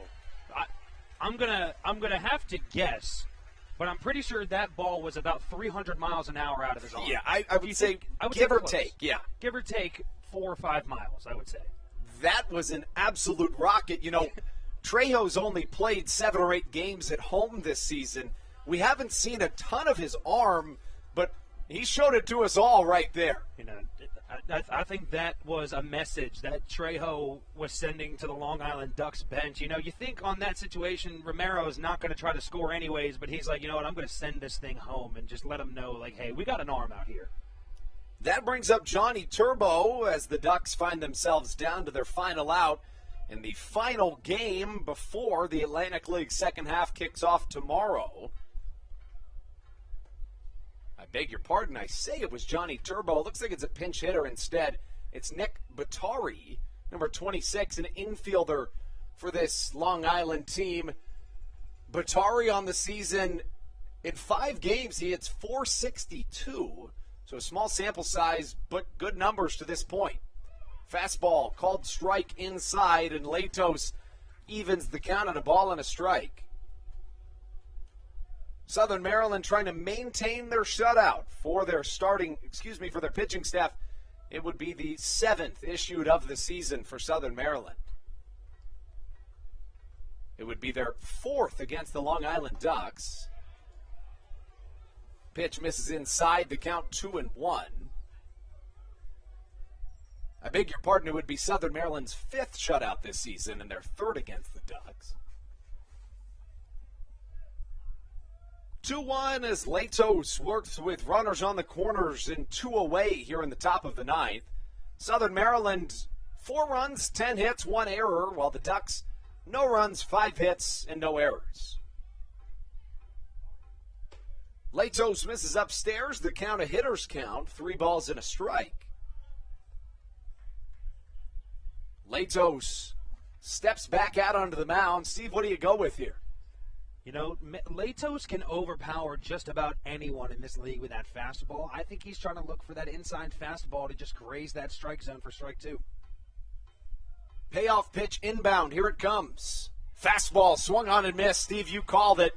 Do you go with it again? No. I think you go breaking ball low. Matt Latos has a nasty breaking ball. It fools almost everyone he goes up against. I think right now is a solid time, especially in a pitch hit situation. Yes. Nick Batari is looking to bring them within 1 right now. I think you throw him a curveball in the dirt. Couldn't agree more. I think we'll see that split piece from Matt Latos. Instead, a fastball inside. There is the ball game. Matt Latos sets down Nick Batari. And Southern Maryland flies the W flag here in a series opener. That's a really, really solid way to take yourself into the second half of the season. You know, we said it about an inning and a half ago. The thing that the Blue Crabs need to do to start off this second half, starting tomorrow, to take this momentum and go with it. You know, the offense was not the best we have ever seen tonight, but the pitching staff, Colton Mahoney, Matt Latos coming in absolutely on it today. And, you know, I think the offense did just enough to get this job done. And they didn't do what we know they can do, but at the same time, I think they got a really solid squad heading into the second half. Southern Maryland shakes hands. Steve, let's run through just a little bit of what we saw here today before we sign off. The Blue Crabs traded scoreless innings with the Ducks through the first third of this game. Josh McAdams brought home the first run of the contest in the bottom of the 4th. In the bottom of the 6th, Southern Maryland scored once more. Michael Baca scored after being hit by a pitch and stealing second base. David Harris drove him in. Next form of scoring was in the 8th. Harris led it off with a single, later scored. Alex Crosby walked before Josh McAdams brought Harris home on a single. Next up, Zach Collier hits an RBI triple. But let's talk about Colton Mahoney. 8 innings, 4 hits, no runs, 3 strikeouts, Have yourself a night, Colton Mahoney. Stop it. Give him the MVP of the game, 100%. Colton Mahoney had himself a day. No one was expecting it. I wouldn't say no one. I would say me personally. I don't think, given Colton Mahoney's past, I don't think anyone expects him to go 8 full innings and throw an absolute gem, but he just proved me wrong 100%. He ties a season high in innings pitched, does Mahoney. He gets the win. He advances to 5-3 on the season. Southern Maryland now 30-28. And a big part of that, while we mentioned that the second half begins tomorrow, the Blue Crabs do still have 2 more games that will count towards the first half. But today's win, Steve, is monumental, maybe just a moral victory, but still an important one. No matter what happens, Southern Maryland will finish the first half at least at 500. Getting the loss tonight, Darren Downs. It wasn't for a lack of a good outing. He struck out 10 through 6 innings, allowed 6 hits, 2 runs, both earned. The Long Island Ducks fall to 35-23, and that's how we sign off on a contest. We'll have it right here tomorrow. First game of the second half. Daryl Thompson on the mound. Wagon Wednesday. What more could you ask for, Steve? You can't ask for much more. The only thing I can ask more is, a winery to potentially come in and sponsor the night. Oh, wait. There is one. There is one. Yeah, I forgot about that. Yeah. Ladies' night. Wine Wednesday. Come out to the stadium. We love seeing all the Southern Maryland fans here. We love the support. We've talked to a few players. You guys have been fantastic this season, and we need y'all to keep coming out, especially for this second half. Cove Point Winery will be here, as they are every Wednesday. Stevie and I will be too. For Stevie Bowen, I'm Andrew Banstra, signing off on a 4-0 Blue Crabs victory.